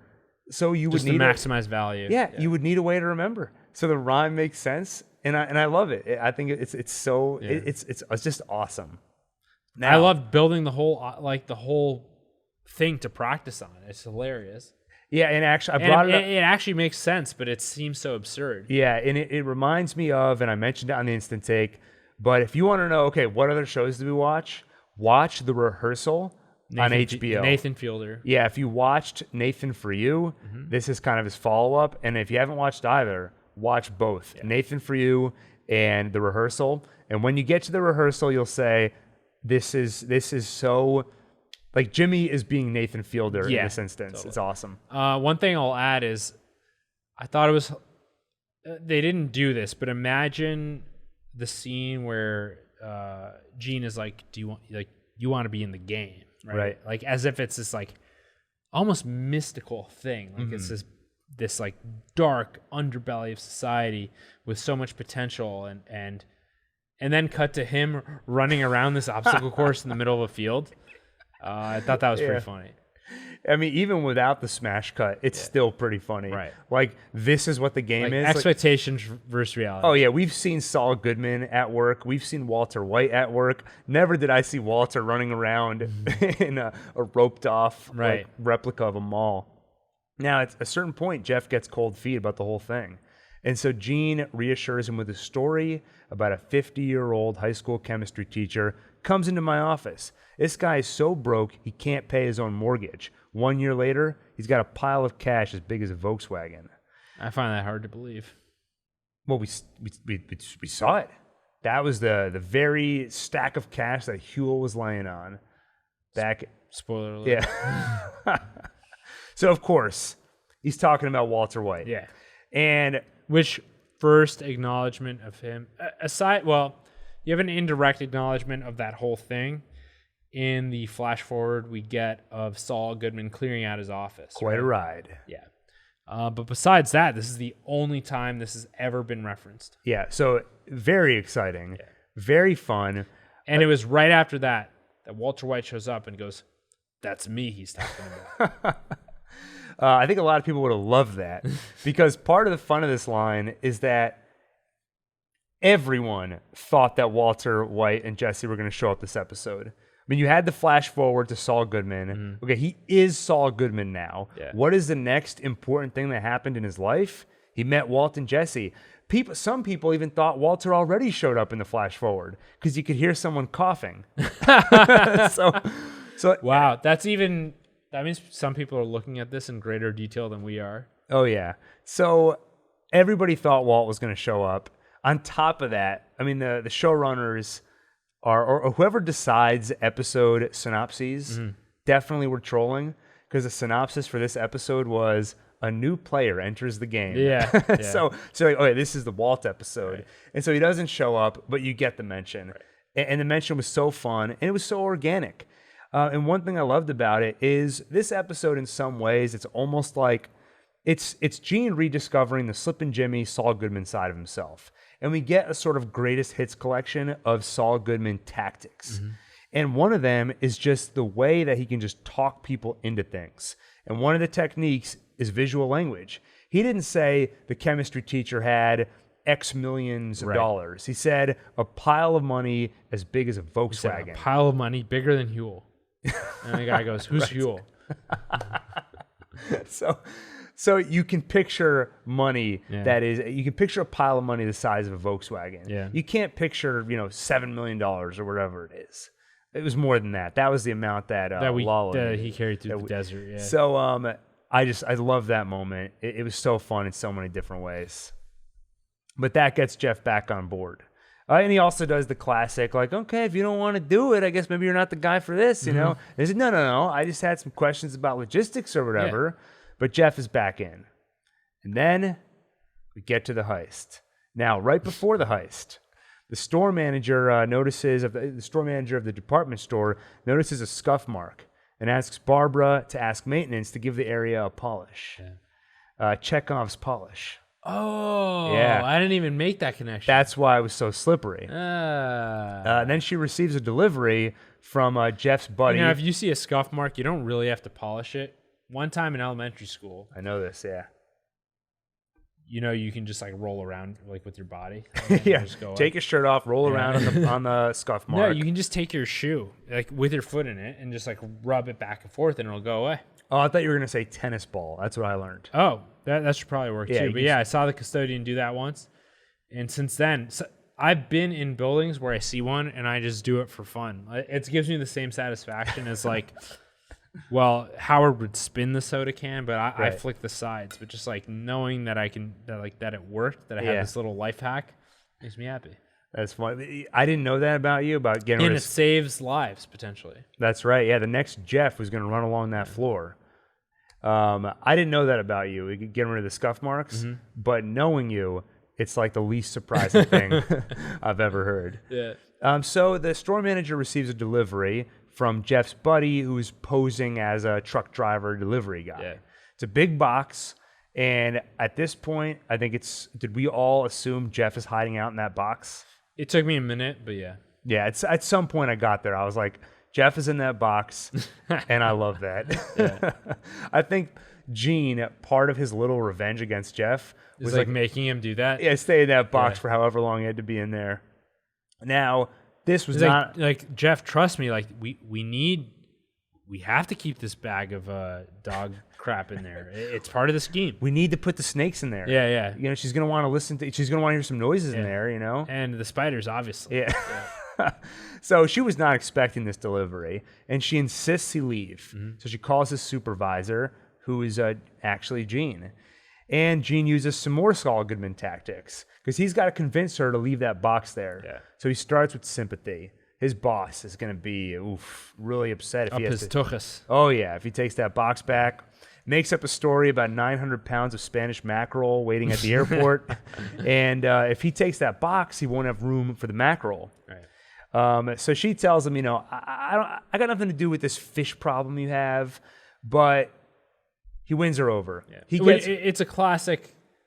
The whole idea behind conning people is taking advantage of human good nature, like human goodwill, which is really sick because you're basically really disincentivizing people from being nice to each other. Well, that's the whole reciprocity thing. Yeah. So like on the street, you know, somebody will just hand you something. There's like that one religious sect. Hare Krishna, where they give you a flower. Yeah, and you're like, oh, thank you. And they're like, well, how about a donation? Yeah, exactly. And then or it's the same reason when you get like a charity will sometimes send you like a nickel in the mail. Right. And you're like, why would they waste their money like that? Well, I guess I better give them something. Even a free sample. Yeah. Like the fact that they gave you something just gives you this. It doesn't work on me. Oh, I just keep eating them, eating the samples. It tugs at the innate sense of like somebody gave me something, I need to do something for them. So he's using every trick in the book. Which, by the way, this podcast is free. Don't forget. Nice. Yeah. So he gets her to make the offer. You know what? I'll hold the box overnight if you promise he'll be back at 10 a.m. to take it away. And he goes, you know what? Ricky will be there, and he'll bring flowers. And so by the end, she's kind of charmed by him, and they hang up. And then Gene looks at the mirror, and he does the hand motion. It's showtime, folks, which is a callback to Roy Scheider and All That Jazz. That's where it came from. In that movie, before his performances and everything, he would look in the mirror and go, showtime, folks.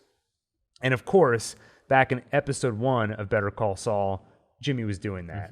And this continues the trend that we saw last episode of callbacks to early on in the series, which is, again, it's a trope. When you're ending a series in the final episode, you do these callbacks. Right, but they do it subtly in a way that rewards people who pay attention.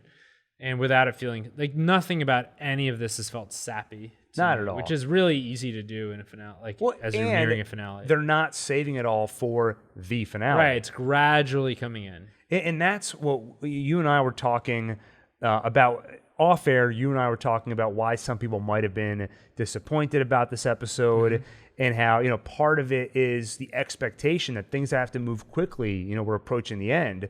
But in my mind, like, we're not approaching the end. Like, this is the end. Yeah. I already feel pretty satisfied with the ending. Like, there's not many gaps to fill in anymore. Exactly. So what I'm getting at is they're not saving it all for the final episode.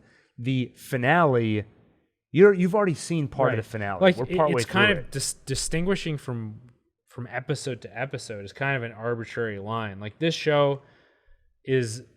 I like the way they're doing it because they're writing in a way that doesn't feel a sense of limitation by the episodic format. Exactly. Yeah. And I think a subtle thing that goes along with that, one episode might be 47 minutes, one might be 55, one's 58. On network TV, you have a set time. You got the commercials and everything. But here you can feel, in every aspect of this show, you can feel the creative freedom to do what just makes the most sense for the story. Now, it's showtime, folks. It's not just a reference, and it's not just a callback. To me, that is also one of the important episodes, it's another important moment in the episode that gives you a window into Gene's mind. And to me, it says he's having a good time. Yeah. Like he's brought back the Jimmy McGill, Saul Goodman part of himself. And this is like picking up the ring. It's another little piece of familiarity. Now, here's a question. Is this a relapse, a necessary act of self-preservation, or both? To me, that is a great question. I say we come back to that. Right. Because I think there's a moment at the end of the episode that can be interpreted in multiple ways, and I think it gets at that exact question. And for people who think that this episode was sort of superfluous, I'd ask them to think about this question, because this show is called Better Call Saul. The primary character, the main protagonist, is Saul Goodman. And so one of the deep lingering questions, like this show has been all about who is he, right? What is his identity? Is he a good person, a bad person? Is he some kind of mix of both? Well, whether this is a relapse into like tomfoolery and like harming other people for his own amusement, whether it's that versus an act of self-preservation that he can then drop when it's over, that is a big deal. And like that's why this episode matters. If you see this show as a study in his character and character development, then this episode is not a waste of time at all. Right. I mean, Jimmy's battle with his alter ego, Saul Goodman, Slippin' Jimmy, Spider-Man. That is the core of the show. And that's why... just a quick side. This is something I thought about earlier. That's why like Nacho could be killed off relatively early in the final season, because as important a character as he was and as much screen time as he deserved, he was still, in a sense, a plot device, and in a sense, secondary to this focus here. Right. And yes, so it's to me like the battle between Jimmy McGill and his various alter egos, and basically his love of the con. Like that is the crux of his character, and that's why on the Instant Take, a few people in the chat were asking, "Is this the last we'll see of Gene?"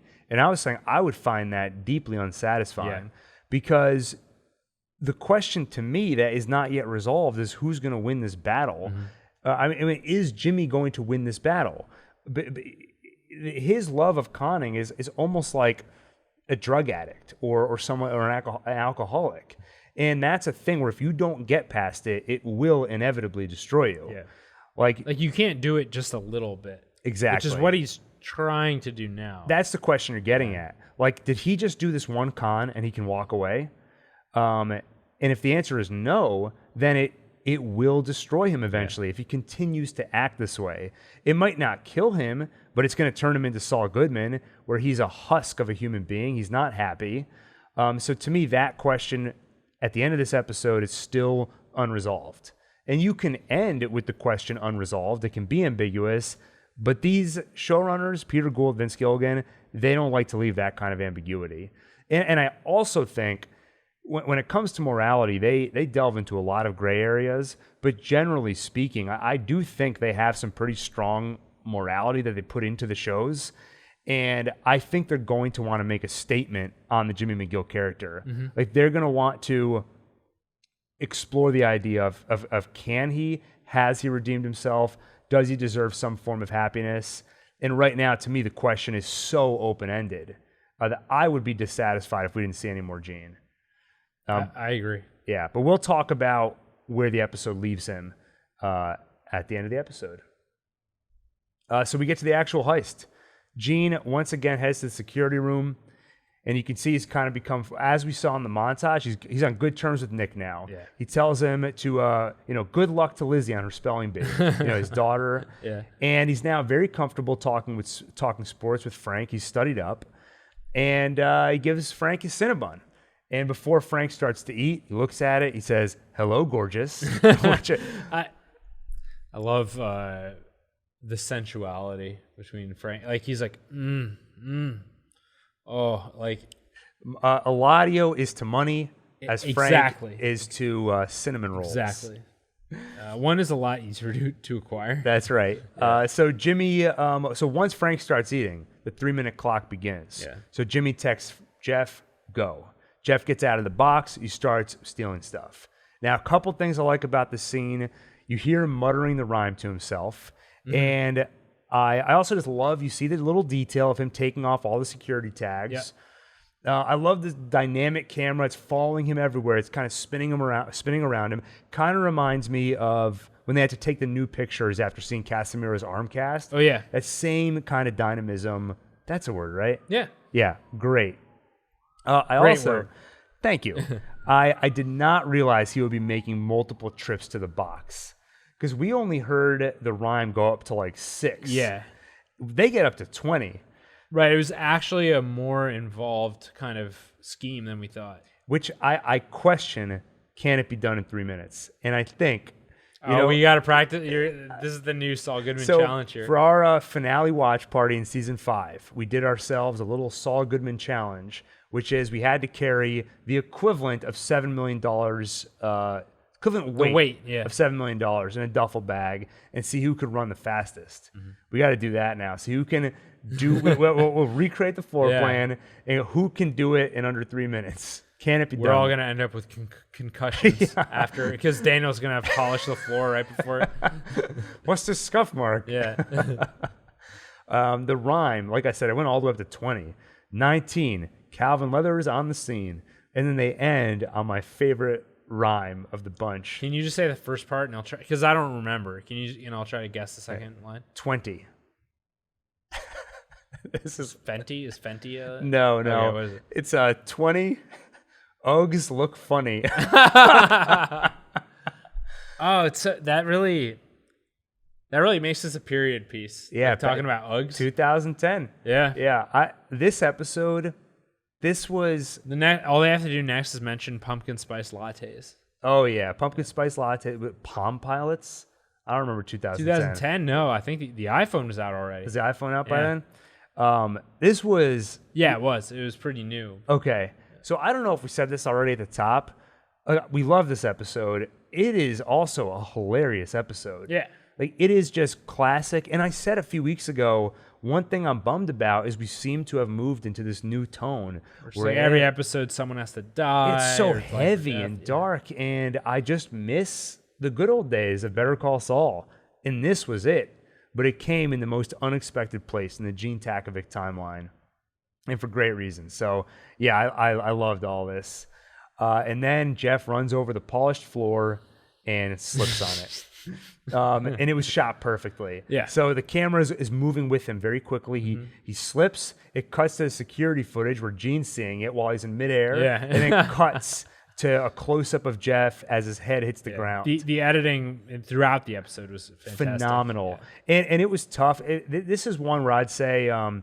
listen to the Insider podcast. They get into all the logistics of like having to film in a way where you could see it on all the different security cameras and it would make sense. It was a lot of work. Gene spits up his coffee and he has to explain like, oh, I went down the wrong pipe. Yeah. And which happens to us all the time. Oh yeah. Like a weird amount. Yeah. I would say. An amount that like I'm worried about it. I want to ask a doctor about it. But more than 20 seconds go by before we check in on Jeff. And then Gene finally gets a chance to glance at the camera. You see Jeff is still lying on the ground. That was the biggest laugh out loud moment for me in the episode. But it's like, is he dead? If this was a Coen Brothers movie, he would definitely be dead. And I loved this next moment. I mean, I'm laughing, but it's also so suspenseful because Gene doesn't want to get caught. Yeah. You have a close-up of Frank's mouth eating the Cinnabon. He's running out of cinnamon roll. He's going to be done soon. His lips are smacking while Gene looks super nervous. And you just compare the stakes of this. Yeah. Like, will this guy wake up before he's done eating his cinnamon roll? Versus like 2 weeks ago, Howard's getting shot in the head. Lalo's getting shot. Right. You know, it's the stakes. Kim's about to shoot somebody. Right. Just the comparison of where we're at now. In a sense, the stakes are almost equally high because if this guy gets caught and he quacks, is that a word? Or like, is that the right use? Quacks is a word. I don't think that's. And when he talks, but I feel like there's like a squeal. And he squeals, exactly. Right. I got my farm animals mixed up. And he squeals. You're going to quack by the time I'm through with you. Quack like a pigget, boy. His life is over. Yeah. Yeah. Yeah. So the stakes are high, but just viscerally, they don't feel that way. Frank is about to turn around. Gene has to improvise.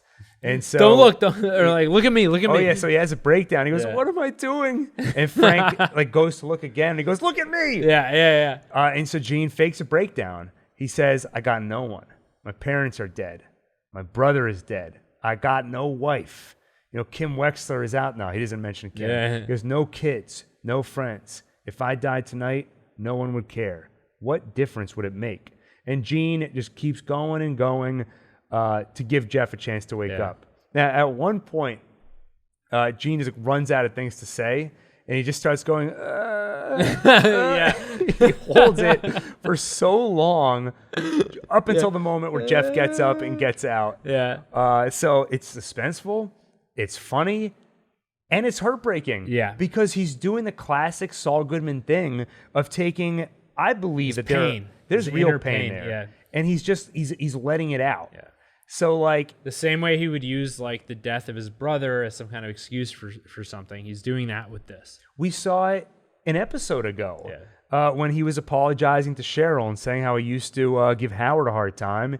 He's like, I guess I was always jealous because jealous, Howard got Chuck's approval and I never did.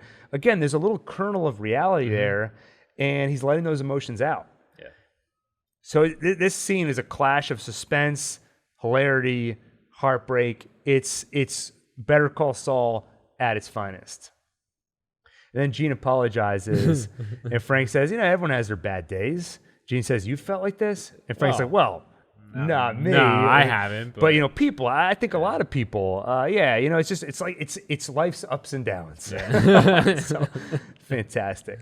It also, I like knowing that this guy isn't depressed or doesn't really have any depressed. No, he's got it. depressed He's happy. episodes. Yeah. One thing. Reginald. Yes. Classic Saulcast fan. OG. Yeah, he writes in great emails with his thoughts after some of these episodes, and he actually, it rubbed him the wrong way a little bit, where sometimes he says it feels like the show almost looks down on people like Frank. Like if you're not in the game and you're just a normal guy who's into sports, You're like kind of naive, loser. Yeah. And I hadn't thought of it that way. I can kind of see it, but I think it's sort of unfair. You're seeing it through Gene's eyes. Right. It's from the perspective of people who are in the game. Right. You're seeing it from the perspective of someone who's manipulating Frank. If the show was written more from the perspective of people outside the game, it's likely that the game people would be portrayed as lowlives, criminals, dirtbags. Exactly. So I can see where he's coming from. But it didn't strike me that way. In fact, it struck me the way you just said it before I brought up his email, where you said Frank's a happy guy. Yeah. Frank is a much happier guy. He's way more fulfilled than Gene ever can be. Exactly. Yeah. I'm sure that Frank, he seems very happy with his life. So I see where you're coming from, but it didn't strike me that way. Yeah. It did in the sense that from Gene's perspective, Frank is the mark, and he's taking advantage of him. Right. Now, and thankfully, he's not harming him directly, which is like we often see cons that end up harming innocent people, and it's I don't think that's the Saul Goodman, the Gene, the Slip and Jimmy way. I think he's cheated a lot of people and robbed a lot of people, but I don't think he actually, if he had his way, he would be able to take advantage of people in situations without actually harming them directly. And at least in this case, he didn't. I think we've always seen that soft spot from Jimmy. Yeah. And I think that's partially why he was so hesitant with the Howard scheme, ultimately went along with it. But when I think about, and we'll talk about this more later, but going back to the Breaking Bad timeline and why we would need to do that, the one aspect of his character I could see them needing to explore a little is Saul did go to some dark places, to the point where he would recommend sending people to Belize. And that feels very not Jimmy. Yeah. Personally, I'm satisfied. I feel like I get it. Like he buried himself so deep and he's so into the Saul Goodman persona. I already buy that he would do that. Well, and he's dealing with really difficult situations where sometimes the only option is murder. Right. And I still think If it was somebody not in the game, Mike Ehrmantraut style, I think he would draw a line. I don't think he was super jazzed to find out that Walt brought Brock into the scheme and everything and poisoned him. But that is just one avenue that maybe they'll explore a little bit. Yeah. Now, a couple things that happen here. So Gene leaves the office, and I think this is another important moment of the episode. Gene leaves the office after Jeff wakes up, after this very intense situation, and has to collect himself. Like, he can barely breathe. Now, why don't you go first? Why did he have to collect himself that way? Well, he came, like, everything in his life almost crumbled to, like, if Jerry discovered if Frank discovered Jeff lying there potentially dead, well, if Jeff wasn't dead and Frank discovered him there, probably Jeff would have squealed or quacked or whatever, barked, and Gene's life would have been over. Yeah, and I think Frank would have, he might have started to realize, like, were you trying to distract me? Yeah. Yeah. Right, because the timing would have been too perfect, right? And he would have been like, why didn't you notice that on the monitors? Like, it's so obvious, and you're the one facing it. Yeah. So, I mean, like any person would, I think as soon as Gene gets out of there, he's like, holy crap. Oh my God, that was close. Yeah, so I think, and I would add a couple more things to that, and you tell me if you think these are part of the mix. I think he's also remembering pleasure, like he's so happy that like he got the scam again. Yeah, he's ready to make out with somebody. Yeah. He's remembering the part of these scams that's not fun. Because I think up until this point, he's been having the time of his life. Hindsight. And then you have that moment where things don't go as planned, and you almost get caught. And I think maybe he's looking at things through rose-colored glasses. Wine and roses. That's right. And one of the episodes this season. That was episode 1. Yeah. I think he forgot that the scams aren't all fun. He games. looks back on it as the days of wine and roses. Exactly. Like it's so easy to, especially when that same time period is the time where he was with the woman of his dreams, the person he loved. Those two connected, and when you don't have the scams and you also don't have Kim, it's really easy to look back on it as, man, those were the good days. Those were the good days. And another title reference, he's remembering that the scams are not all fun and games. Good point. Number one. Number two, I do think, and tell me if you think I'm putting this in there and it's not there, but I think that dredging up those real emotions, Chuck's death, no wife, dead parents, he's all alone, I think some of that's real, and I think it was painful to let that out. I think in the I want to believe that in the moment it was pure manipulation. Like, it came from a real place, but I want to believe that in that moment the emotions themselves were fake, but that afterward he kind of felt all the residue because he is drumming up old memories and old painful emotions. That's essentially how I see it. I think I wouldn't even say fake. I think they were real but controlled, and he's playing them up. Yeah. And then, yes, I think afterward some of the residue is there, and he's feeling the real, legitimate. I mean, he is lonely. Yeah. We've seen that he's lonely. And especially in the context of was it Schnauz who said what he wants most in the world? To be loved. That was Peter Gould. Peter Gould, right. Yeah, you always get it wrong. You're like, I think Vince Gilligan said on the Insider podcast. I'm like, is it Jim O'Hare? Wrong and wrong. Yeah, what he wants most in this world is love. And he doesn't have it, and he can't have it. Not while he has to live a life that's a lie. Well, and he also believes the only way he can get it is by scamming and cheating. Because I think we've talked about this. He's conflated love with approval. Yes, yes. He's been seeking approval. The only place he's ever gotten approval is by being Saul Goodman, Marco, Kim, all of his clients, and now he's not allowed to be that. So in his mind, he cannot be loved. Yeah. And so I think I love him. I love him. So just. Is that not enough? Yeah. So the next day, the manager opens up the department store. Jeff sneaks out of the bathroom. Looks like hell. That's another. That's like another Saulcast challenge. Is like, how long can you spend inside of a little crate like that? I think I could go like 48 he wasn't hours. in the crate. So he was in the bathroom. stall. Oh yeah, you're right. Well, actually, apparently the note that the director gave Pat Healy in that scene, Jeff, was walk like you have hemorrhoids. So Jeff overhears someone. He was like, "What? I don't know what that would feel like. I don't even know what those are." Yeah. Someone has it. Yeah. So that was an Office reference, Kevin. Yeah. Anal fissures. That's a real thing. Yeah, but no one here has it. Someone has it. Jeff overhears the manager learn that someone has arrived to pick up the box, and they brought flowers. Yeah. So he says, you know what, job well done. He leaves, big smile on his face. Jeff and his friend, they have a ball. You know, they're going through their big score, all the clothes they stole, having a great time. And then Gene reveals what all of this has been about. Yeah. Mutually assured destruction. They transported stolen goods with a value above $5,000, rented a truck across state lines. They're looking at decades of jail time. And Jeff says, well, you'd go down too. Exactly, Gene says. If I go down, you go down. Mutually assured destruction. Jeff tells him, you don't have to threaten us. We're all friends here. And then you get a great line, which we've all heard. Well, you haven't heard these, but in the teasers, they actually played this line. I am not your friend. I'm a purist. Yeah, that's right.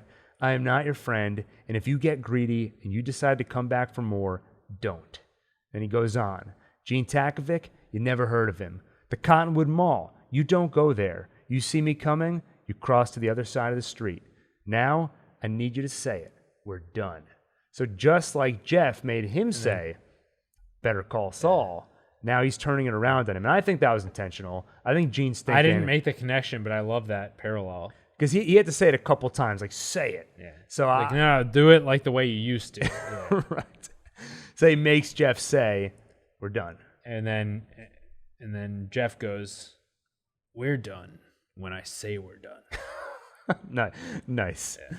So this to me, everything in this episode felt like, it's Saul Goodman, Slippin' Jimmy, but this felt like an edge that I don't think we've seen it from Saul Goodman maybe on Breaking Bad, but this is something he gained from the Breaking Bad timeline, it was a step I feel.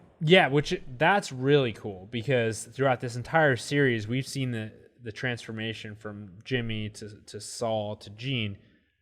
We have not seen like how his mentality and his approach and his ability to intimidate has changed since this insane life experience. Yeah. Yeah.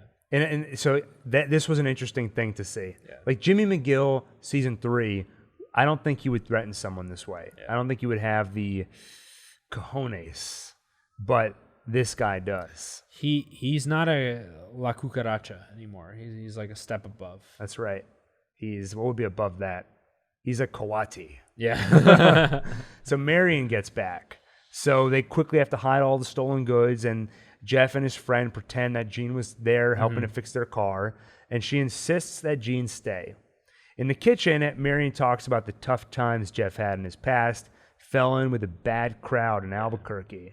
He was a pest control guy. No, I'm just kidding. Hanging around with some anti-Semites. That's right. He has a friend named Todd or something. Yeah. So Gene says, Albuquerque, huh? Never been. Marion says, things are so much better for Jeffy here. Even more so now that he knows you. You're a good influence, Gene. And she asks about Nippy. And Gene kind of forgets for a second. He's like, oh, Nippy, yeah. Family found him. He's been staying with them the whole time. He's great. After all that, a happy ending. Mm-hmm. Now, I enjoyed the scene. I love the, you're a good influence. It's kind of a funny, ironic moment. But I'm trying to read Marion. And I didn't think about this at the time, but is it possible that she suspects Gene and she's kind of laying it on thick? Like, wow, you're such a good influence on poor Jeffy. Or is she 100% genuine? I didn't see enough. I think if she was insincere, there would be a little bit. We wouldn't be wondering. We would know. Yeah. I mean, we are like so attentive and so laser focused on all the details in this show. Yeah. That a lesser viewer might not know, but I think we would know. Yeah. So that said, if I'm wrong, I mean, it's the writer's fault. So I might just be reading into it because it's Carol Burnett. I just assume she's playing more of a role than just this, that we haven't seen all of it. Well, I do think maybe we haven't seen the last of her, but Yeah. I don't know if this scene was meant to be insincere. Yeah. So I'll say my first reading, she's 100% genuine, but she's tough. She's tough. Yeah. They established that early on. I don't need help. You know, he had to cut a wire and fake a little icy patch. That's true. The warmth that we see in this scene feels a little out of character from what we saw before. Right. See? So Fair point. Fair at point. minimum, I think that she could be an antagonist for Gene. Yeah. I think that if she suspected him, She's the new Lala. basically, yeah. The only question is, has she shown that yet? Does she suspect Gene yet? But if not, and again, partially based on the fact that they have such an important actress playing her, it just makes me think there's more there. And I just can't see it just being... I just think maybe she could end up in a sort of antagonist role. To Gene, not as an actual antagonist, but to Gene, maybe she starts to suspect him, and that could be some of the plot that's coming for the rest of the Gene timeline.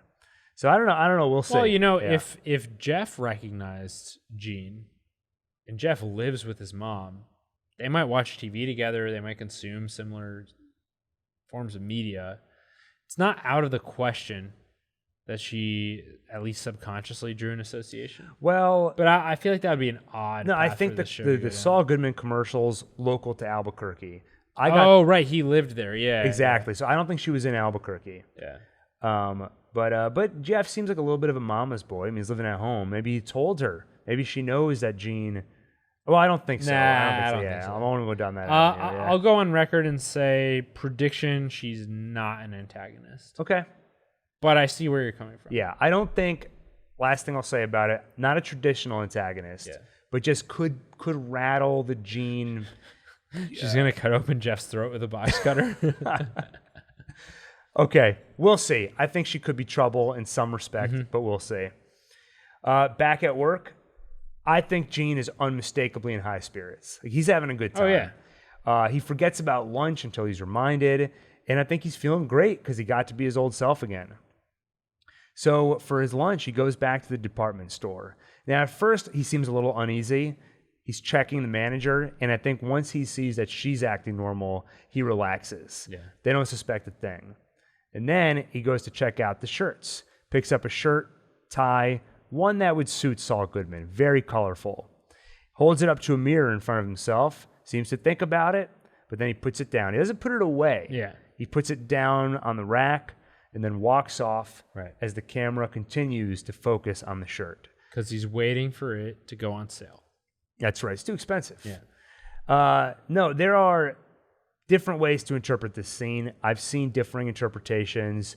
I want to hear yours. Right. So then I'll tell you mine. I think the most conservative interpretation of this scene is that he just had he revived Saul Goodman for a moment. He liked it, and he wanted to try it on again. Like, similar to how putting on the ring kind of brought him back to that mindset. This persona is embodied in part in the appearance. And so he looks at the suits and he's like, not a bad idea to bring Saul Goodman back. He puts it away and says, no, like self-preservation. I've revived him when necessary, but that part of me is dead. He puts the suit back. So that's one interpretation. That was my interpretation. You asked earlier, is this a relapse or is this a one-time self-preservation? I had to do it. Yeah. And he did it.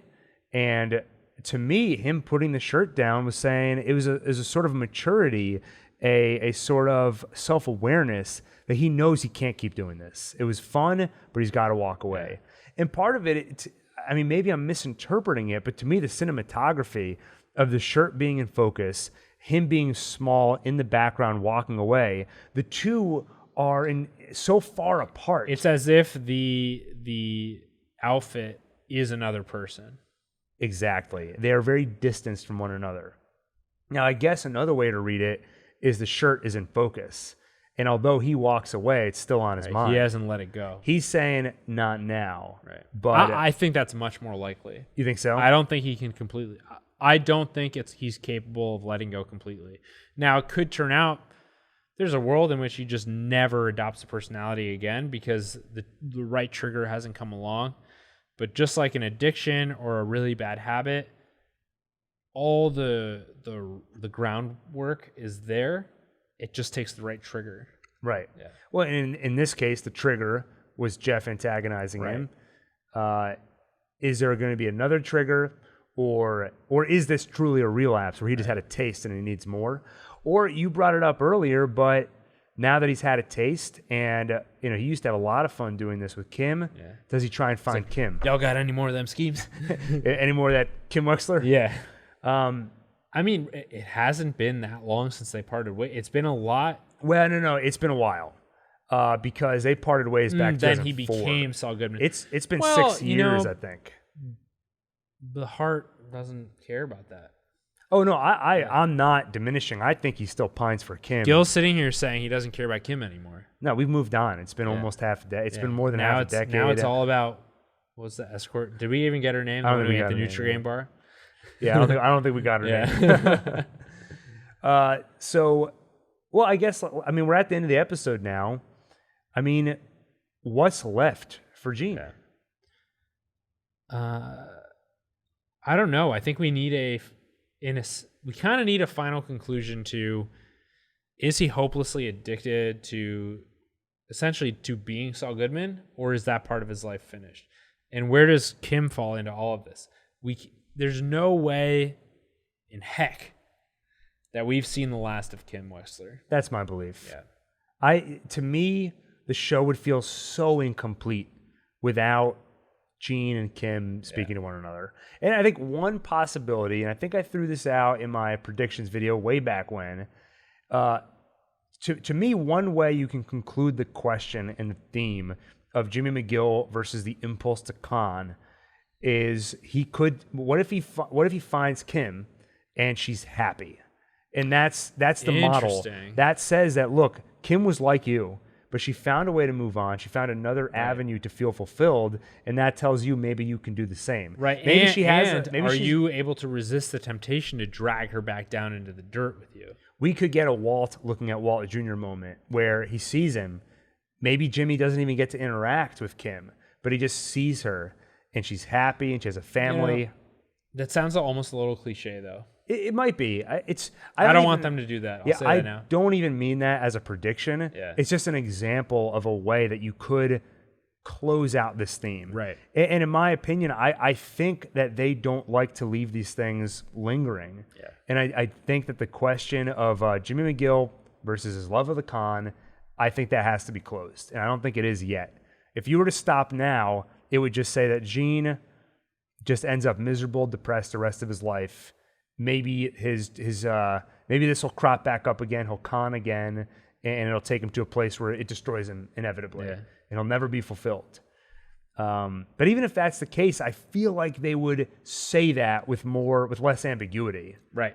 So I think basically what I'm saying, I think at the end of the series, Jimmy will either be condemned or he'll see a path to redemption, one or the other. And I want redemption. Me too. Yeah. Me because too. you can't help but root for him. He's not like Walter White, where by the end you felt like he was rotten to his core. Instead, it feels like Jimmy was hiding under the veneer of awfulness, but there was this soul underneath where you want that to come out. Fundamentally, it feels like he has a friendly soul. Like, I don't know how else to describe it. Like, there's something kind of benevolent about him, even though he causes a lot of harm. Yeah, agreed. I think you quoted him earlier. The Peter Gould, he tried to describe the difference. Walter White wanted to be respected. Jimmy McGill wants love. Right. How can you hate somebody who wants love? Yeah, and we haven't come to the end of that story. Love still seems potentially possible to him. So I think we need to either reach a point where he finally gets it, or where we realize there's no chance for it. There needs to be a solid conclusion on that. We also can't ignore the fact that, there are 3 episodes left. I just can't imagine that the next... One of them, I think, is supposed to be a clip show. Oh, okay, yeah.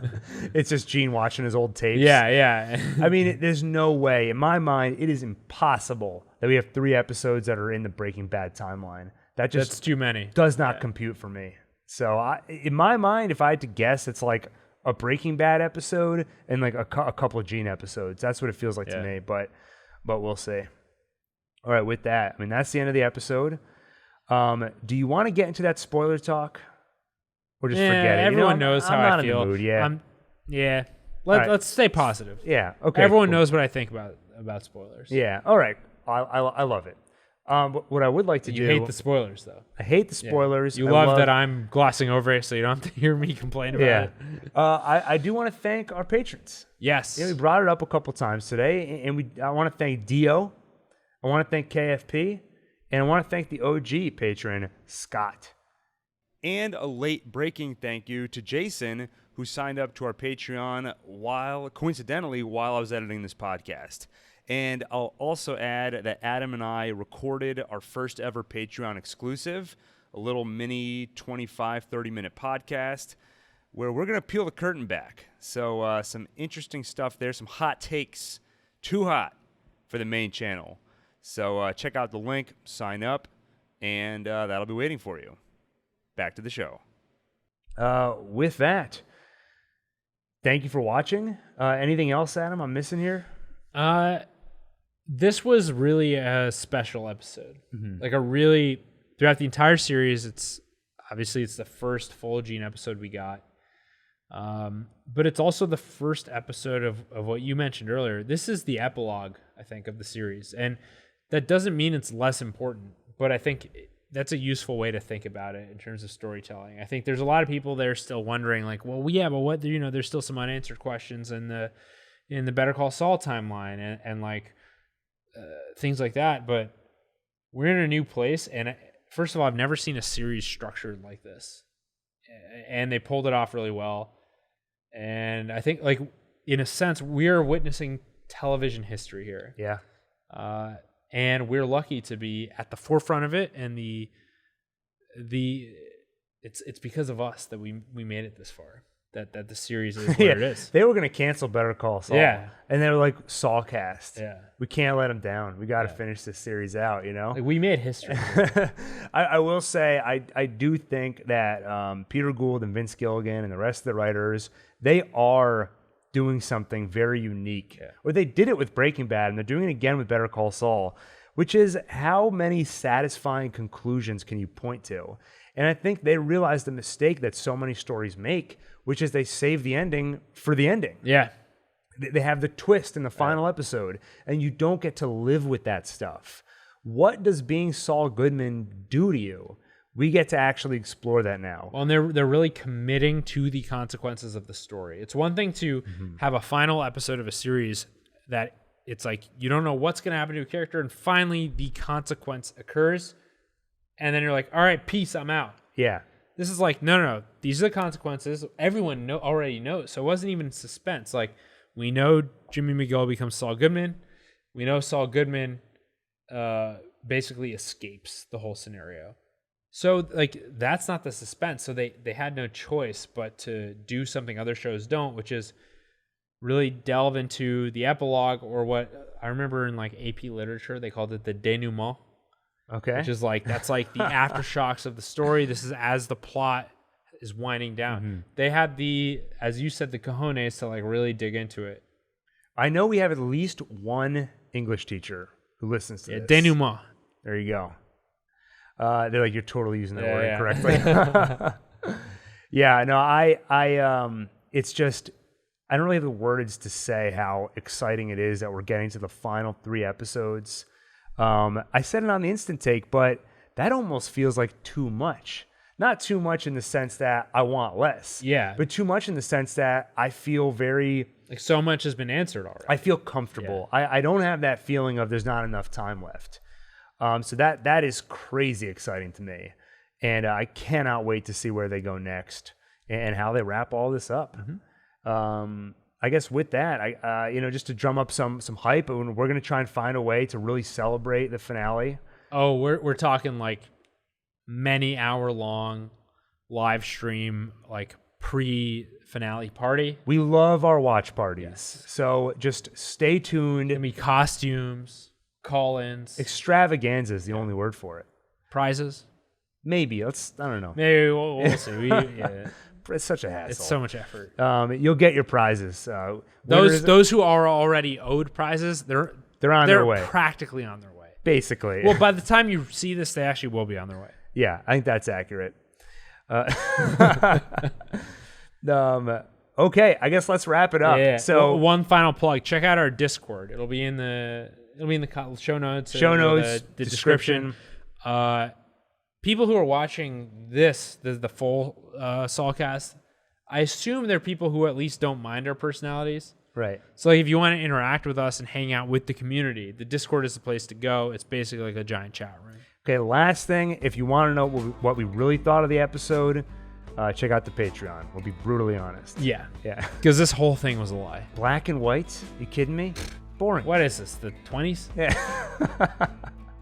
Okay, with that, if you enjoyed this video, please make sure to like, subscribe, hit the bell icon for more. If you don't want to see us and you just want to hear us, look up Saulcast on any podcast app. Look up the One Take podcast to hear all of our non-Saul talk after Better Call Saul wraps up. With that, I'm Gil. I'm Adam. And this is Saulcast. You know, in that spoilers for El Camino, there is a cameo appearance by Walter and Jesse. The whole movie's about Jesse. There's a cameo appearance by Walter.